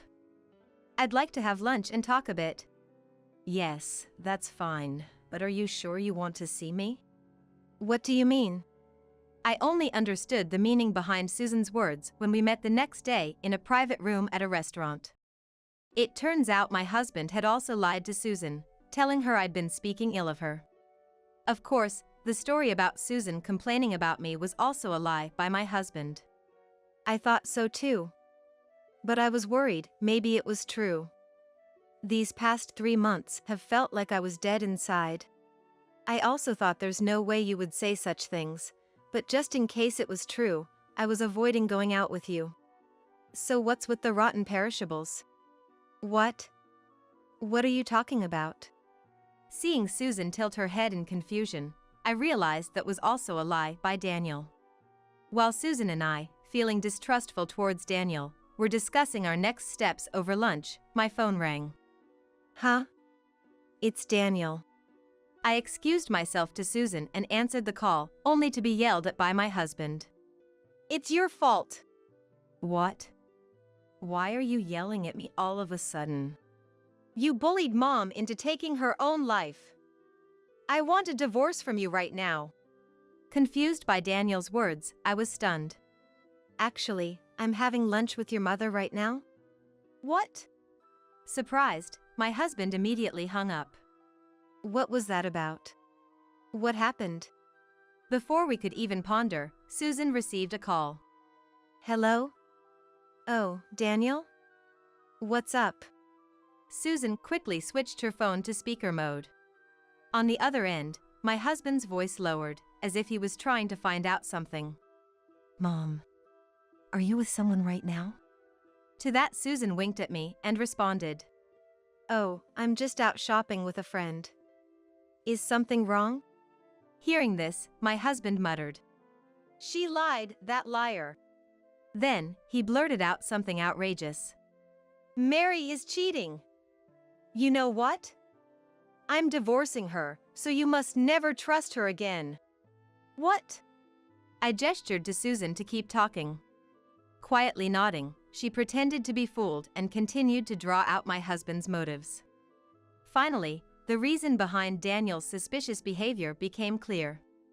After ending the call with my husband, Susan's face looked devilish. I was filled with anger too. Susan, let's teach that man a lesson together. When I got home, my husband was already there. Oh, you're home early today. Yeah. Despite his inner tension, Daniel's attempt to appear calm was almost comical. But I decided to take the initiative. Today, I got a weird call around noon. It might be my imagination, but the voice sounded like yours. Is it some new scam or something? What? Really? Be careful not to get fooled, okay? Hearing my words, my husband seemed relieved, thinking he'd gotten away with it, and reverted to his usual demeanor. Where were you anyways? If you're a housewife, you should act like one and stick to house chores. Okay, I hear you. Then the doorbell rang. I'm doing the dishes, could you get the door, Daniel? Fine. Reluctantly, he opened the door and I heard him scream. Standing there was Susan and another young woman. Emily! What are you doing here? Oh, I just invited your new bride over as a mother. She's young and cute, isn't she? Mom, don't say anything. Daniel gestured for Susan to be quiet, but I watched from behind with a cold gaze. I'm sorry to say this, but both Susan and I know about your affair. I watched Daniel gasp. Please, come in. He welcomed the woman named Emily. How long have you known? Sitting across from us, Daniel looked up with a fearful gaze. Daniel, every time you came home, you smelled of perfume. Didn't you notice? Or is there something wrong with your nose? Tired of feeling uneasy, I decided to investigate my husband's mistress. Disguising my hair and outfit, I frequented a cafe near his office and followed him and his mistress to a hotel, capturing the moment they entered. I was so excited that I couldn't sleep that night. How did you find her contact information? You thought you were careful by setting your phone's lock to fingerprint recognition, but that's easy to bypass when you're asleep. Don't I have any privacy? Be quiet. Susan, usually calm and gentle, raised her voice, silencing her son. So, I contacted Emily, and Susan went to pick her up. I forced my husband's chin up as he sat with his head down. He couldn't move, just looking into my eyes. You mentioned your intentions over the phone to Susan, but could you share them with me too? I intended to smile, but perhaps my eyes weren't smiling, as my husband trembled. Reluctantly, he began to explain his suspicious behavior and the purpose of his call that day. I plan to divorce you, take the alimony and shared property, and then remarry Emily.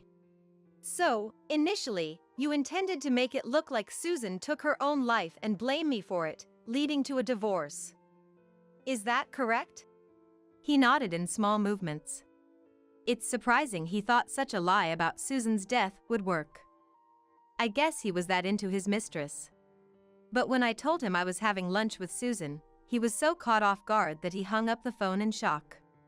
Still unrepentant, my husband, thinking of his next move, quickly contacted Susan. When Daniel came to me with his plan, I was utterly disappointed. Susan pretended to be deceived and extracted the story from him.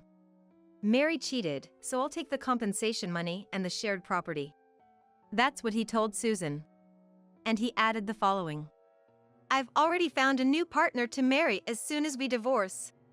That partner turned out to be Emily, now sitting in front of us, pale-faced. Why won't you take my side? What do you mean? You always supported me. In elementary school, you always defended me when I did something wrong. But you changed ever since I married Mary. How far back are you living in the past? And I regret spoiling you too much when you were young. Daniel thought that his mother had changed because of me, and had been lying to both of us so we wouldn't see each other. Disappointed with her son, Susan sighed deeply. I never thought you could be so selfish. I'll end it here. I'm cutting off your financial support. What? You're kidding, right? Actually, Susan had been financially supporting Daniel's company, and his success as a president was largely due to her. However, after becoming suspicious of his constant requests for money, Susan discovered he was using the funds for his mistress and not the company. I no longer consider you my son. I'm disowning you, so leave this house. Daniel's face turned increasingly pale. It was only natural, since the house we lived in was in Susan's name, and he had always relied on his mother. Seeing him look at me in panic, I pushed the divorce papers towards him. Sign here, please. Here's a pen. Enjoy your life with your mistress as much as you want. At least let me off the compensation money. Don't joke with me. How dare you claim Susan took her own life? I said so and slapped his face. What? If there's no money, there's no benefit to marrying an old man like you.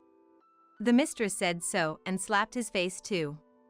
Daniel, holding his face, teared up and collapsed on the floor. By the way, Emily, I'll be seeking compensation from you too. What? Why me? You can't just meddle with someone's husband and get away scot-free. But she too slumped powerlessly to the floor, and together, Susan and I kicked both the Daniel and Emily out into the cold. After divorcing my husband, I demanded $20,000 in compensation. He was kicked out of the house owned by Susan, his financial support was cut off, and his company went bankrupt. Now homeless and penniless, Daniel is apparently living on the streets. Of course, I also got $10,000 in compensation from the mistress. Susan and I remain close, and after my divorce, I moved in with her. Our bond deepened even more. And we now live freely and happily together, just the two of us. I will be erased soon. A letter from my sister-in-law Elizabeth, who had taken her own life, arrived addressed to me. It came a week after she had passed to the other side. Despite her will already being found, what on earth was going on? I couldn't understand it all. But when I saw that letter, my hands started shaking with anger. This can't be forgiven. The letter ended with the words, "Report to police immediately." Little did I know what would happen next. My name is Jessica, I'm 28 years old. I live with my husband Paul, who is 5 years older than me. Both of us worked at different companies. Paul had a sister named Elizabeth, a very gentle person who, and for me who had no sisters, was like a real sister. And Elizabeth treated me like a sister as well. My sister-in-law was unmarried, and said she had no boyfriend, but she confided in me alone. Actually, there's someone I've been interested in lately. He's a wrestler and is very strong, Elizabeth said with a happy smile. And this was a secret kept between just us. My father-in-law was a practicing doctor, but passed away due to illness 3 months ago, and after that, Elizabeth started living with my mother-in-law. But then, my mother-in-law also passed to the other side. The cause was due to an overdose of medication, likely obtained from my father-in-law's clinic. After my father-in-law passed away, they were considering closing the clinic since my parents-in-law were known as a loving couple to everyone. The will created on the computer mentioned my mother-in-law couldn't bear my father-in-law's death. But my mother-in-law was a person who always enjoyed writing and had a beautiful handwriting as well. So I felt it was odd that her last message to this world wasn't handwritten. But my husband simply accepted it. She chose to go to the other side, so it's not strange she did something different. She must have been that lonely. Indeed, thinking of my mother-in-law's immense sorrow for the love of my father-in-law, I oddly found myself agreeing with Paul. But, amidst such interference, there was a mountain of things left to do. Because my mother-in-law had hardly touched anything inherited from my father-in-law, she had left behind a vast fortune. Paul would find time to immerse himself in the inheritance procedures. In contrast, my sister-in-law began sorting through my mother-in-law's belongings, one by one. And from this time, I started to notice a change in Paul's behavior. When he's home, he would stay in his room, and when he had work, he would come home late. And then finally, he started frequently coming home in the morning without telling me at all. "You've been acting strange lately. What on earth are you doing?" It's none of your business. "But your mother just passed away, and you're not coming home until morning." Shut up. Don't preach to me. My husband stormed out the door and became unreachable, not returning until the next evening. Given the gravity of our marital crisis, I confided in my sister-in-law about the situation with him. I'll subtly ask Paul what's been happening. Let's work together and resolve this.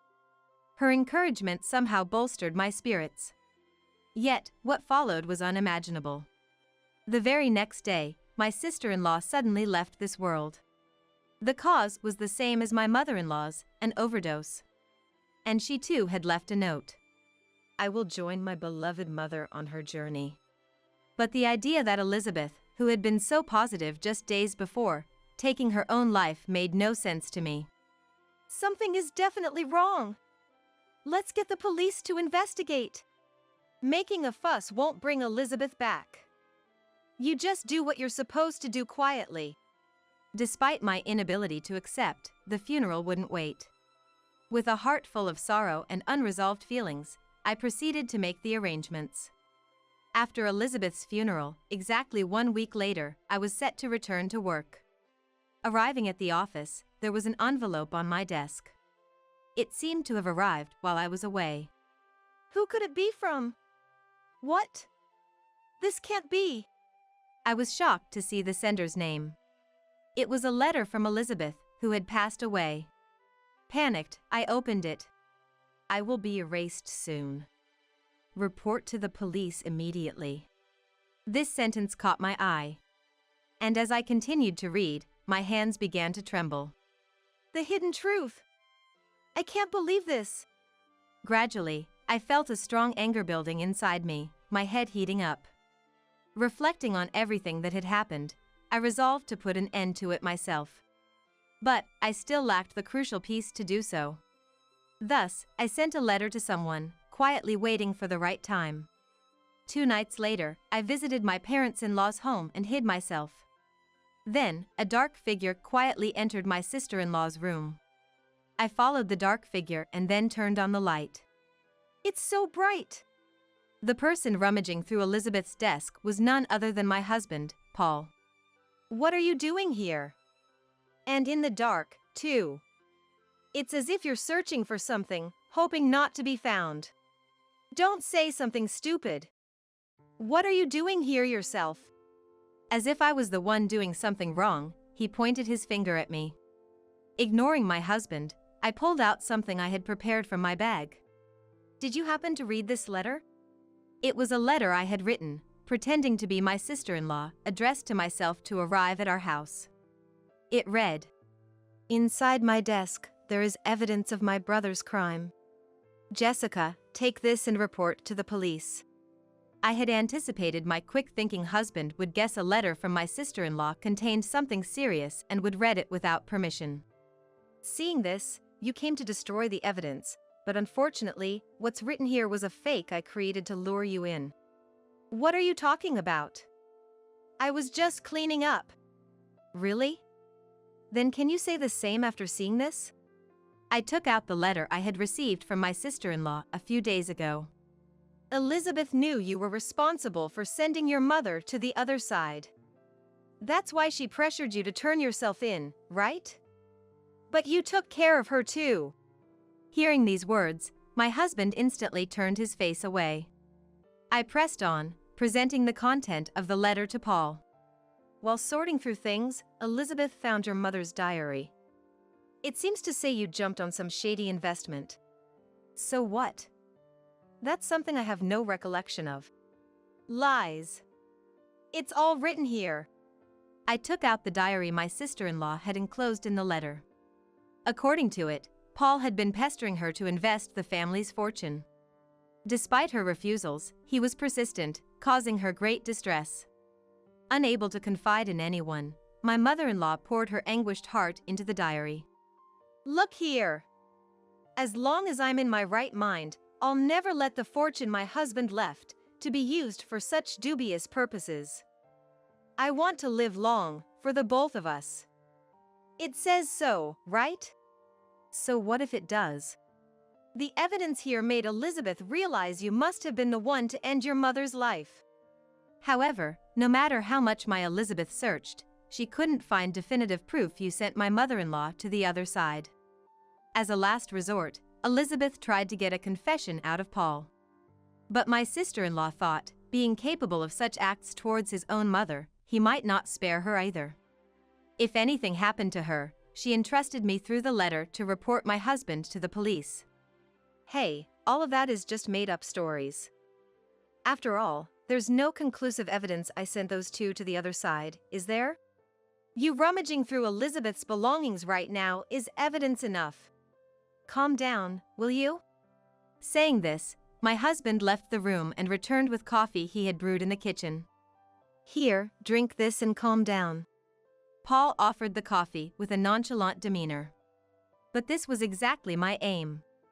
Surely you've mixed something strange in large amounts in this. Indeed, no decisive evidence of his crimes was found, as my husband said. However, it was almost certain Paul was responsible for their deaths. And the deciding factor for my mother-in-law and sister-in-law's journey to the other side was medication. I figured if I made enough noise, you'd surely try to do the same to me too. If you handed me a drink or something, I thought it would surely contain something suspicious, becoming irrefutable evidence. My husband, clearly unsettled by my deductions, clicked his tongue. Basically, you jumped at that get-rich-quick scheme because you were squandering money on a woman, right? I had long suspected our marriage had grown cold and wondered if Paul was having an affair. Since a lot had been going on regarding my mother-in-law and sister-in-law, I had left it alone, but now I decided to thoroughly investigate Paul's background. Then, I found an unknown credit card in his room and discovered a history of purchases of expensive women's brand items on the statement. And I found this as well. I pulled out a club hostess's business card I found in the inner pocket of his suit. I went to the club and met the woman named on this card. What? You met Nancy? Since she wasn't looking for any trouble, she told me everything just like that. She said you two were already in a relationship. According to Nancy, Paul was the one who persistently approached her. However, for her, Paul was just a good target, entering into the relationship only to get money from him. Knowing Paul was married, Nancy demanded compensation from him, which he complied with. But she's been feeling bothered by you for a while. She said she was going to change clubs to cut ties with you. Too bad. What? But I spent so much on her. Tears welled up in Paul's eyes as he hung his head. Paul, infatuated with another woman, was now depressed because his affair partner dumped him. How dare you act like this in front of your wife? I couldn't help but feel another wave of anger. Then suddenly, Paul lunged at me. Give me the coffee. He tried to snatch the coffee, which likely contained a large amount of medication and could serve as evidence of his crime. Stop it. Let go. Just give it to me. I struggled fiercely, but the difference in strength meant it was only a matter of time before the evidence ended up in his hands. But then, someone intervened to help. Get your hands off her. Easily knocking Paul down and pinning him to the floor. Who on earth are you? He's Richard, the man Elizabeth loved. He worked at the same place as my sister-in-law and had attended Elizabeth's funeral. Before Elizabeth passed away, she had mentioned about Richard. There's a wonderful man with a wrestling background. Seeing Richard, a solidly built man, holding back tears in front of Elizabeth lying in peace, I instantly knew he was the man my sister-in-law had loved. Approaching him, he opened up about his feelings for Elizabeth. Richard, too, couldn't believe my sister-in-law had taken her own life, and we exchanged contact information, promising to share any new information. In order to carry out this plan, I had asked him to hide just in case. Damn it! You tricked me! My husband struggled, and with my help, the two of us managed to subdue him. Thinking he couldn't escape, Paul suddenly changed his tune. Look, Richard, can't we talk this out? If you let me go now, I might even share a bit of my family's wealth with you. You open your mouth and that's what you suggest? Jessica, you too. You know your husband could be criticized by society. Appalling. Did you really think I'd stay by your side for life? You really are full of yourself. You and I are over. When I mentioned breaking up, my husband's face turned pale. What? I'm going to be abandoned by my wife and get locked up? No, I don't want that. Paul struggled fiercely again, but Richard restrained him. I'm sorry. Please forgive me. Never. You took the lives of your own mother and sister. Thinking of the two who had gone to heaven, I couldn't let Paul get away with this. I clenched my fists and glared at my husband. You're the worst kind of human being. I will never forgive you, Paul. Serve your time quietly behind bars. Just be prepared never to see the outside world again. My life is over. Crying out, my husband was immobilized by me and Richard. We then called the police, and soon after, officers arrived and took him away. Paul was later interrogated and seems to have confessed. A large amount of medication was detected in the coffee, sealing his fate. Aware of the severity of his crimes, he seemed to have resigned himself to his fate, losing all energy in life. As for myself, I divorced Paul and demanded a compensation of $30,000 from him and $10,000 from Nancy. And as for Richard, he said he is going to move on with his life. After all the procedures were completed, I moved to a new home, ready for a fresh start. I've been assigned new tasks at work, and despite the challenges, I feel the most fulfilled I've ever been.